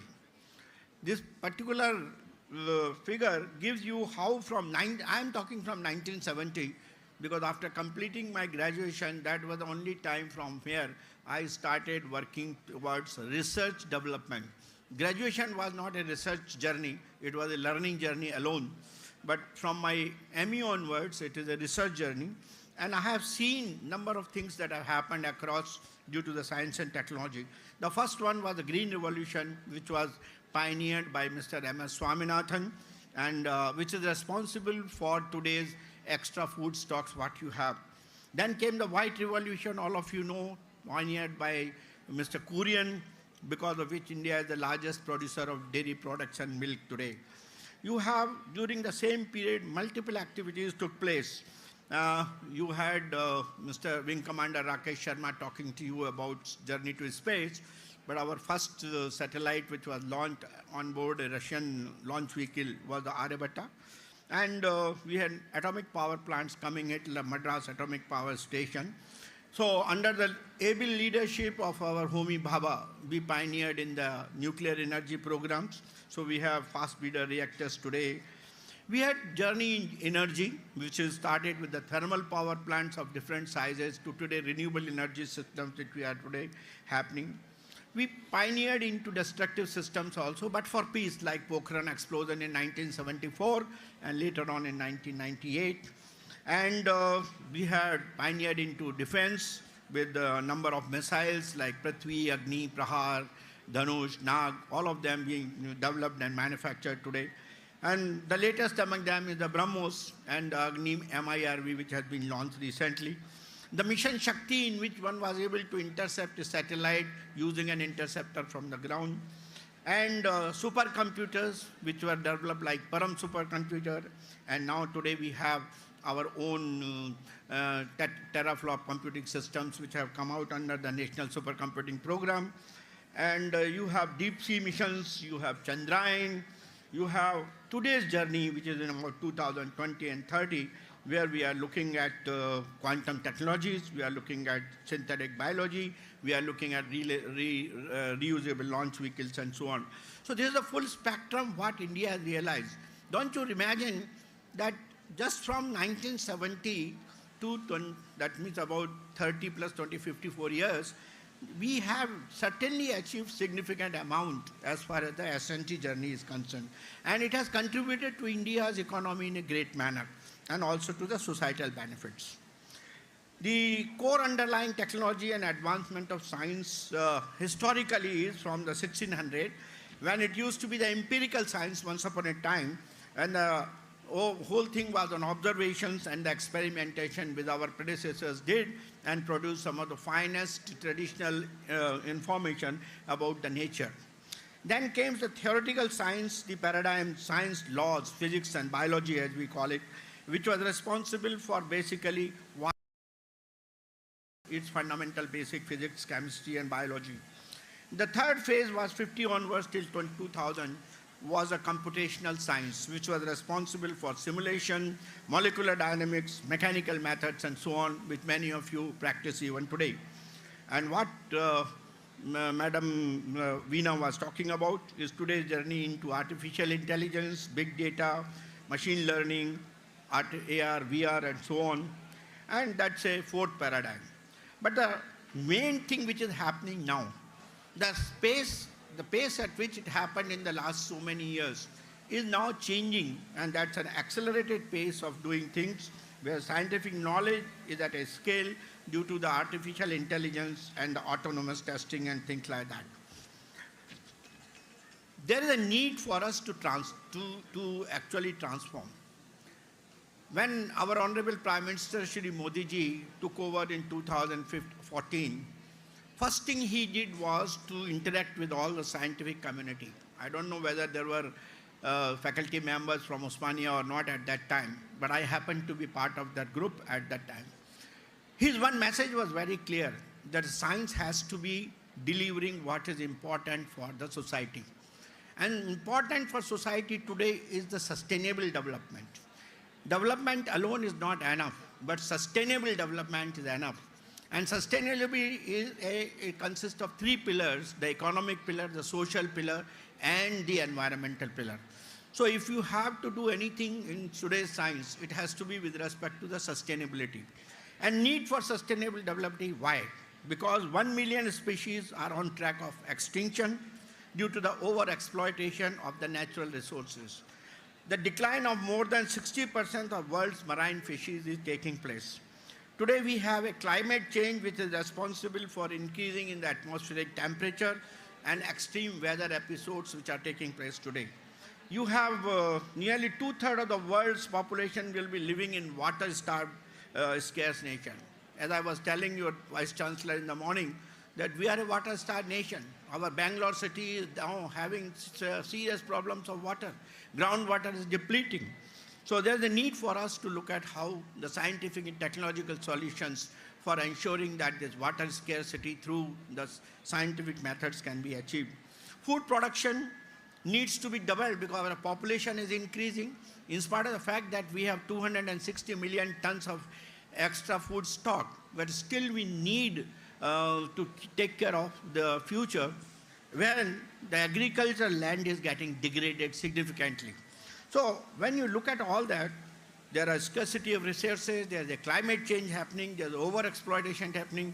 So if you have to satisfy all the sustainability development goal, science and technology has to change its track. If it has to change its track, there are touch points for science and technology for sustainability. For example, for the ecological and environment, the digitization becomes a very important journey, transformation. Biodiversity management becomes another one. Alternative mobility concepts which are emerging today, all of you know about it. Durable products are required. Alternative nutritional concepts like millet today, which is coming up today instead of eating the normal food what we have. Energy sector is transformed through the renewable energy, and alternative urban concepts are emerging. In the case of economy and business, I think Madam mentioned few things about it, but the most important thing is efficiency and quality. Computer-driven technology systems for sustainability. We have to provide a positive user experience every time and ensure customer loyalty.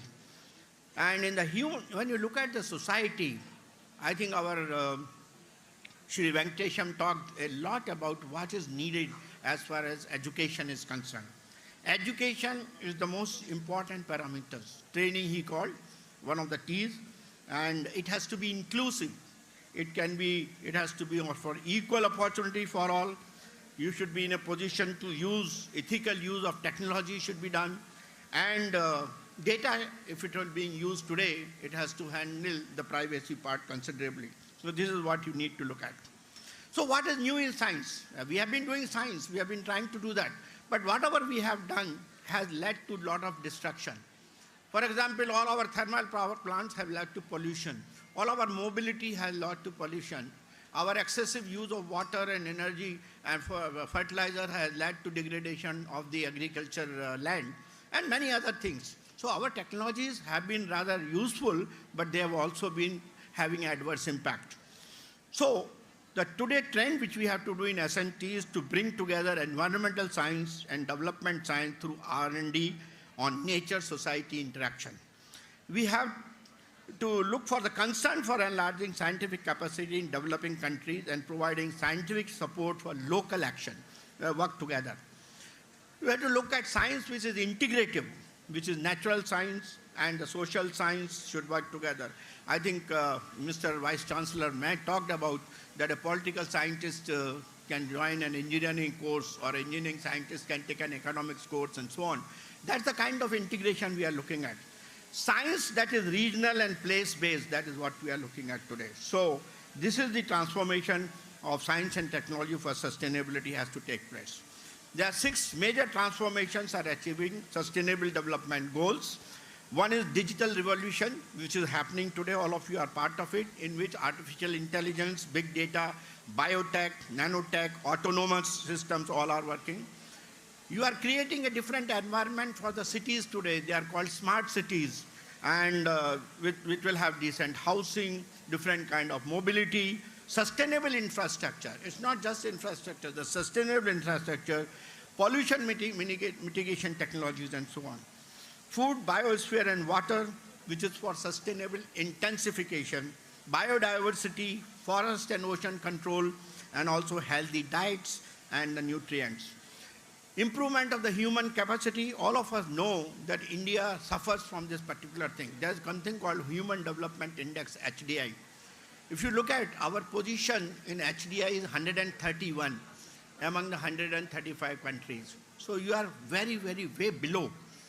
And what is HDI? HDI consists of education, health, and employment, and others. So we have to look at how to improve our HDI. Consumption and production, that has to be with respect to the demand, and we have to start looking at circular economy.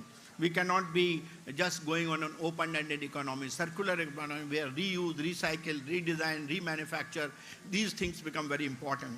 Decarbonization of energy. Decarbonization, I talked to you about thermal power plants. We need to make sure that our energy so produced for our demand should be completely non-polluting. Digital revolution is making a lot of difference, and certainly it is a 5 multi-trillion innovation platform. The 5 platforms are blockchain technology, genome sequencing, robotics, energy storage, and artificial intelligence. It is a convergence of all of them as shown in these figures, which will create multiple trillions in market capitalization over the next decade, enabling innovation. Human capacity enhancement through digitization will take place. It is already happening. Fusion of 5G, artificial intelligence, and IoT will play a significant role in critical areas like transportation and logistics, where you will have AI-based driver assistance, you will have self-driven vehicles, you will have deliveries by unmanned vehicles. Already I saw a beautiful UAV or kind of a drone taking the photographs, and entertainment industry which is making use of them. But it has to be done for different purposes, also like carrying organ transplants. We are now using organ transplant policy in the Niti Aayog, where we are promoting, and the first one which was done was in Telangana. Telangana government transported an organ into some place in Raichur for the first time. They laid the foundation. So like that is happening. Healthcare, health monitoring, remote health monitoring, illness prevention, remote diagnostics, and so on. Industrial operations, all of you know, Industry 4.0 is emerging, which is factory automation, remote control of industrial needs and robots, co-robots, cobots, and so on. Then public safety and security, which is intelligence, video surveillance, security systems, emergency. So these are all due to these three technologies, 5G, AI, and IoT, which will be transforming, we call it intelligent connectivity. 25 technologies which are emerging, and I'm sorry that some of the students are going away, but it is for them, it is more important. 25 technology trends are important, and they are being taught today as a subject. And these 25 technologies are going to make a major change as far as the future is concerned. And many of these subjects are part of your curriculum. For example, AI and the cloud and edge computing, drones, quantum computing, all of them are part of them, and they will have a significant impact as far as the economy is concerned. Now, each one of those 25 technologies have a significant impact on the economy. And I would like to share with you what is that data. For example, the mobile internet, what you have, it will be in the region, it will be affecting in the region of 3.7 to 10.8, minimum and maximum in terms of $1 trillion. Automation of knowledge work will result into $5.2 to $6.7 trillion of economic advantage. Internet of Things, similarly advanced robotics, similarly autonomous and near autonomous vehicles. Each one of them has got a tremendous contribution to the economy. That means if you practice them, and if you become an entrepreneur tomorrow, you have a significant possibility of becoming a rich millionaire using these technological advantage, and hence add to the economy of the globe. Now, what India can achieve? What India can achieve through the disruptive technologies, which I mentioned 25%. If we work for convergence of different disruptive technologies, then we can achieve 550 to 1,000 billion annual economic impact, which is 20 to 30% of India's incremental GDP from 2015 to 2030. Can you imagine how much impact it will have? It will provide 400 million additional people with access to quality health care, have 300 financially included million, achieve 15 to 60% yield improvement for 22 million farmers due to precision agriculture. This is a technological advantage. Save about $50 to $95 billion from energy technologies. Gain about $17 to $25 billion from intelligent transportation. Create jobs for 10 million tech-enabled workers. These have been assessed. These are some of the computations which are carried out by our economists, by our technologists in Niti Aayog, and I'm just sharing this data with you as worked out by our own people. So technology for energy and security, which is very important because energy is one of the fundamental building blocks for economic growth. So energy, if it is done, then it has to be done in a sustainable manner. For that, India being one of the nations which cannot live without coal, all predictions which have been made about India's energy journey, India's energy mix, indicates that even in 2070, when we go for net carbon zero, India will be using about 10% coal for its energy production. In that case, we cannot use coal the way we are using today. It has to be clean coal technologies, which will be unearthing the efficient utilization of indigenous coal reserves. We should use carbon capture, utilization, and storage. That means from whichever source CO2 is produced, we should capture that carbon dioxide, utilize it, or sequestrate it. That will mitigate the carbon emissions in industrial sectors. Hydrogen, which is a low-carbon fuel, and natural gas, which will enable clean fuel opportunity for energy conversion with low carbon emissions. Alternate fuels like methanol, ethanol, ammonia should be used. Nuclear energy will be the base load provider for all renewable energy paradigm. In that, small modular nuclear reactors is the new word which is emerging, not the large size nuclear reactors which are world over because of the kind of footprint they have, the kind of time required for manufacturing. The SMRs would be one technology which can be manufactured in factories like the automobiles, can be assembled on the site, and you should be in a position to operate them based upon the requirement, like a diesel generator sets of 100 megawatts or 200 megawatts and so on. Mobility, all of you know e-mobility. We are talking of fuel cells, we are talking of hydrogen, we are talking of alternate fuels, and so on. Renewable energy and storage systems like wind, solar, ocean, biomass, pumped storage system, lithium-ion batteries, sodium-ion batteries, flow batteries, all these technologies are very important I don't know how many of you people are working in Osmania University. I don't know whether you have an energy research center in Osmania University. Do you have? Sir, I would request Vice Chancellor to start one, because this is one thing which should not be missed out. But the most important problem which we are going to face with all this energy and mobility coming up are the requirement of critical materials which will happen tomorrow. How are we going to meet the requirement of these critical materials? For example, if you are going to use lithium-ion batteries and other things, the materials like lithium, cobalt, and graphite are key ingredients, and you will need about 506% increase from 22 to 2050. Solar PV, which uses 97% of indium due to copper, indium, galvanite, selenite solar plants, would require about 417% of graphite, indium of about 192%. So if you look at all of them, materials like nickel, silver, wind turbine, the molybdenum for the wind turbines, the chromium in the other manufacturing systems, you will need huge quantities of these materials. So scientific research is needed for alternative materials. Instead of using iridium, can I use something else for the battery catalyst? Can I use something which is much more popularly available in abundance and so on? So that's the kind of research which is needed by all of you to provide that kind of a solution.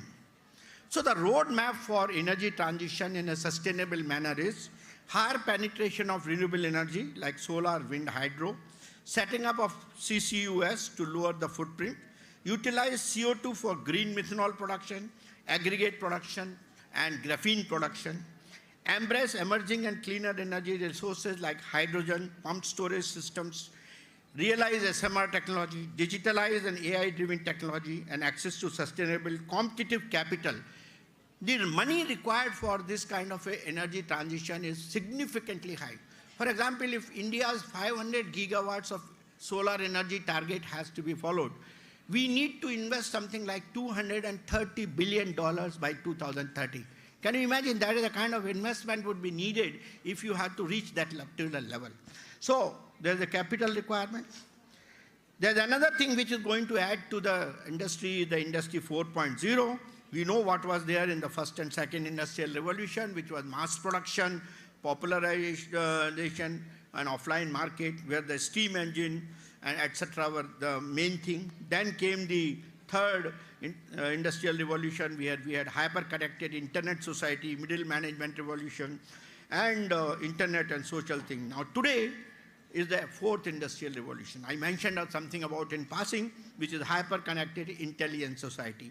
Professional, offline and online convergence. Everybody is talking of that today. All AI is the main portion in that. And there are 9 pillars of that. For example, the autonomous robots, the big data analytics, the supply chain management using the blockchain, additive manufacturing, the cloud, which is the main thing for data transport, cyber security, because everything is digital, so security becomes very important. Then, of course, simulation and augmented reality and industrial Internet of Things, which is what is needed as 9 pillars. The Industry 4.0 requires the mechanical, electronics, electrical, automation, software engineers to be prepared for that. That means Osmania University will have to look for skills to be provided if they have to be part of the Industry 4.0. What are those skills? Ability to use automate systems, knowledge of new age technologies like AR, VR, IoT, and so on, knowledge of cyber security, statistical knowledge and ability to analyze data generated from the machines. Then cross-functional expertise which is needed. Today, it is not just one discipline. Mechatronics was the word created when mechanical and electronics was now it is biology is coming in the big way. So understanding of the cross-functional processes, chemical, biological, biochemical, and so on. The focus on client needs and industry needs, expertise in working under ambiguous and changing environment. There's nothing, Madam Veena talked about linear. There's nothing linear today. There's an ever-changing, uncertain environment. One has to learn to deal with that. Honing soft skills such as collaboration, emotional intelligence, decision-making, and upskilling mindsets. And if we have to get Industry 4.0, the education has to align it to itself. And if it has to align, what we have to do? We have to, Industry 4.0 needs flexible production line. We need, in education, the tailor-made learning path. Online quality control, we need formative assessment in the education. Workers monitor automation, where teachers become the mentors today in education. Custom products, what we are talking of, we have to have divergence and pluralism as far as the education is concerned. System engineering is what is the word today for all industrial revolution. Here, education is the goal for producing the products which were discussed by the earlier speakers. And of course, we all talk of long life learning, which is continuous teachers training. That is most important, which was also highlighted by Mr. Venkatesham. Now, if we have to continue to add to the economy of the society, there's a race between the education and technology. There are two graphs shown here. The yellow one talks about the past and the present education, and the blue one talks about the past and the present technology. The dotted ones indicate the future. So when the technology and education work together, they are almost in sync, then there is an efficiency. But if the technology takes over and the education lags behind, it is called social pain. That means technology is already gone and education is not able to catch up with the understanding of the technology. If the education takes over and the technology remains static, then it's an era of prosperity, because education, research will lead to innovation, so prosperity will take place. Now in the present, what we are talking of is that the technology, if it remains in the same level today, and education remains in the same level, and the future technology, because the race at which the technology is going is very fast, then you are experiencing already the social pain. So it is important that the future education has to increase its tempo. It's increase its complete, the pace at which it has to be done. The transformation has to be done, which was talked about by others, and hence, then only the prosperity will come. So mechatronics and multidisciplinary education system for Industry 4.0 is important, which is all the kind of engineering disciplines, mechanical, electrical, electronics, sensors, control, and so on. Business experts, social scientists, problem scientific engineers, all of them have to put together their head to become Industry 4.0 as a viable solution for the country. It cannot be just one particular discipline. Education for sustainable development, that's more important. And I think Madam Meena was talking about that 3,000, so many colleges and students are being apprised of what is there. But the education for sustainable development has three domains. First is the cognitive domain, for which the competencies required are system thinking, anticipatory, normative, and critical thinking. That is the kind of thinking which we have to put in place.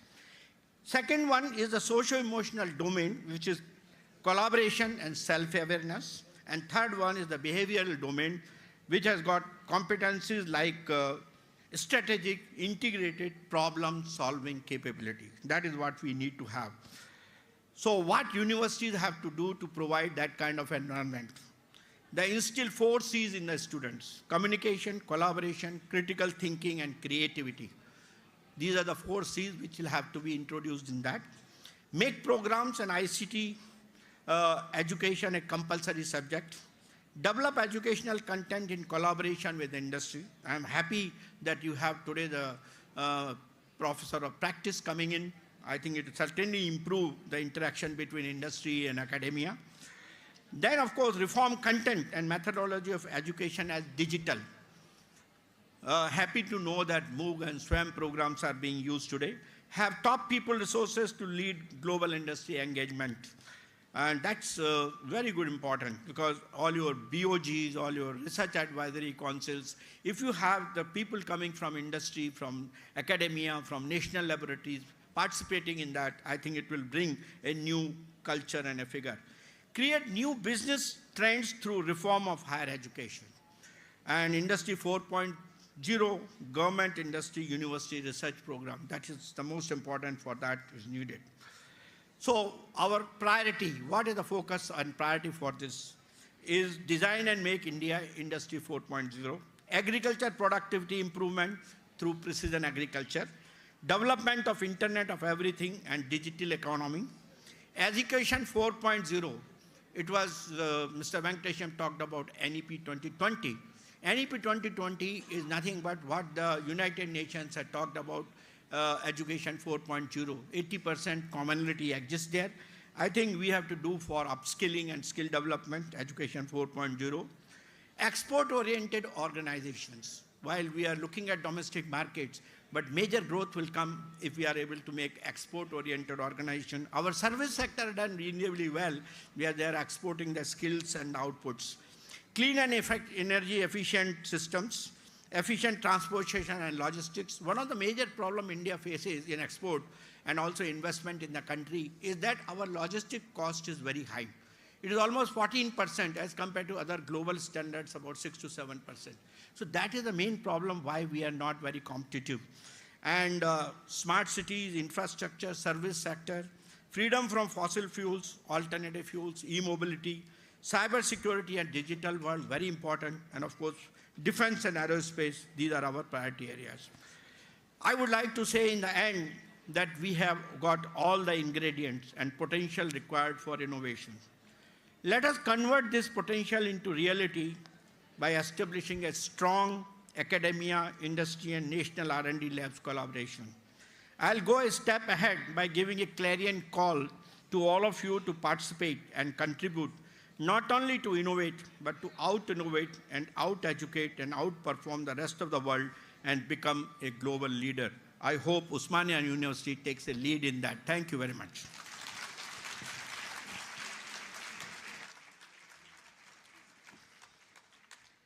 Can you just handle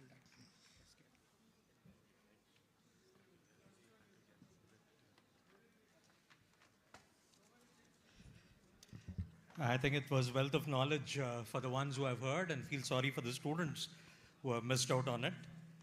We had 5 T's, then it was 4 C's: communication, collaboration, critical thinking, and creativity.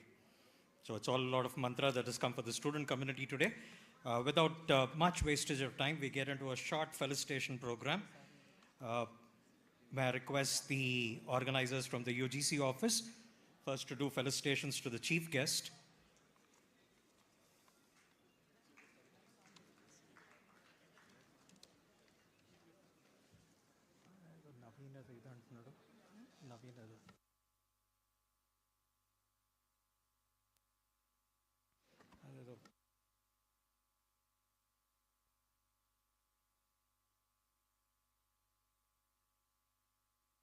It's only a small token of appreciation, sir, for the well and taking time out of your busy schedule and coming to Osmania University.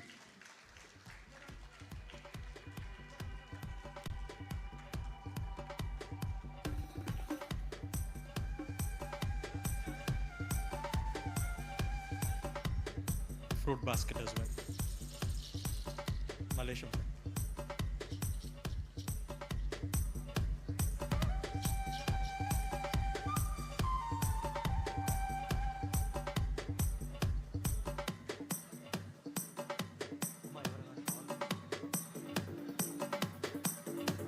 Next to Burra Venkatesham, sir, IAS, the guest of honor for this event.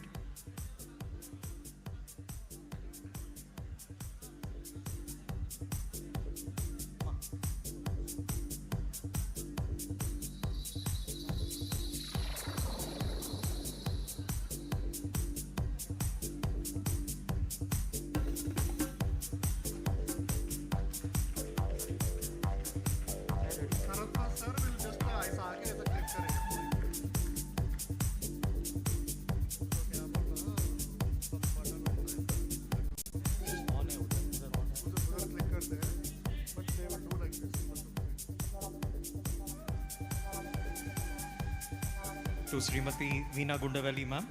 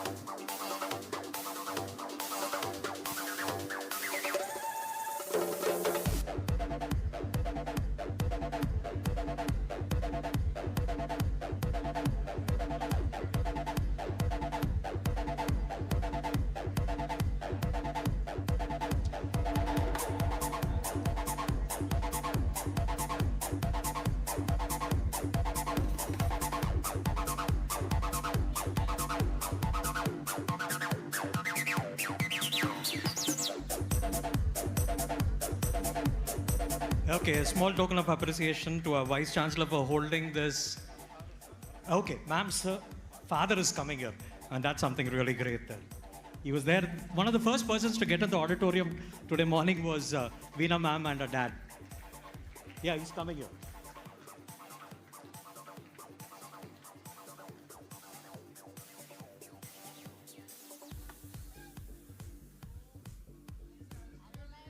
My God, there are generations of alumni of Osmania University here.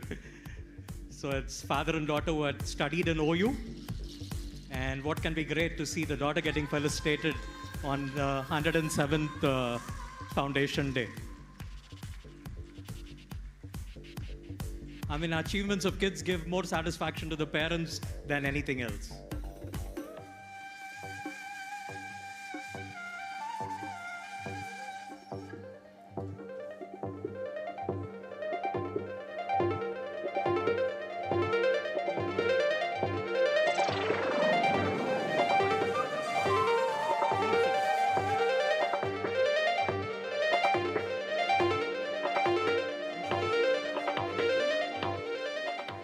Small felicitation to our Vice Chancellor, sir, for doing the Foundation Day for 3 consecutive times there, please.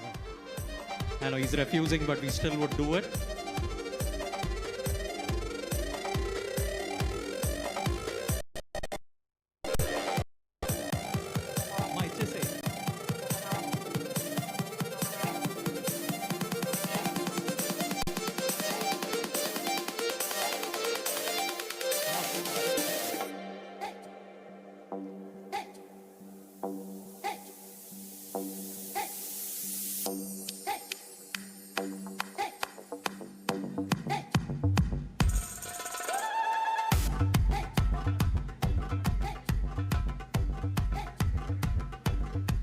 Next to our Registrar, P. Lakshminarayan, sir. Request the organizers to be quick.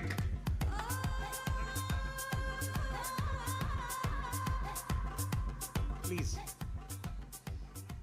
To our Registrar, sir, P. Lakshminarayan, sir.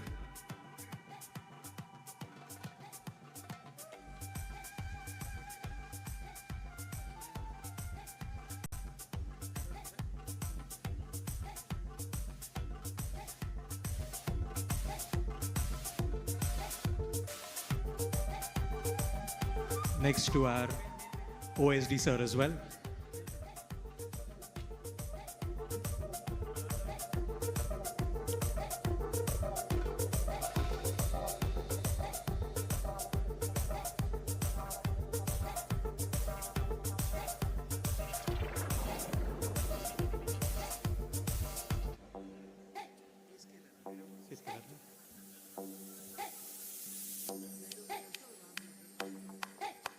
A quick felicitation to Mallesham sir as well.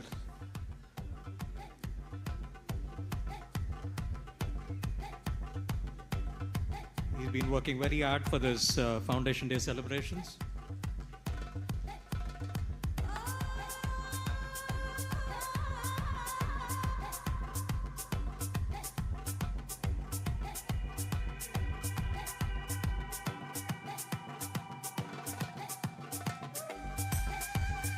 Dr. Saraswat sir, can I have your presence for a moment here to launch a website? 1 second. Redesign website. It has disappeared.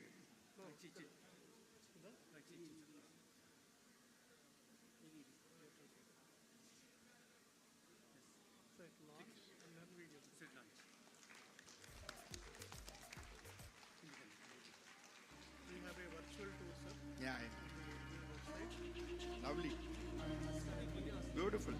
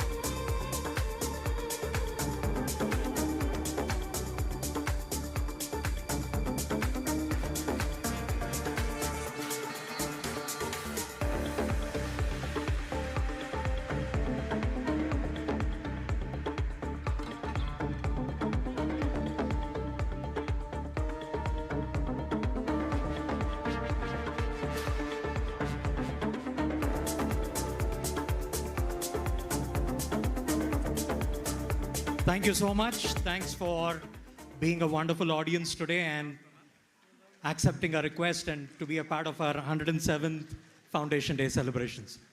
On behalf of Malesham sir, who has been working tirelessly for this even there, it gives me a privilege to go about it thanking one and all. Thank you.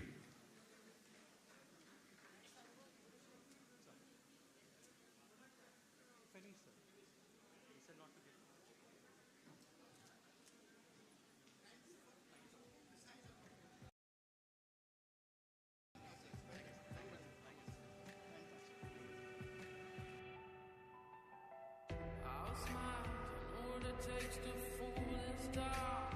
I'll do it till the sun goes down and all through the night time. Oh yeah, I'll tell you what you wanna hear. Leave my sunglasses on while I shed a tear.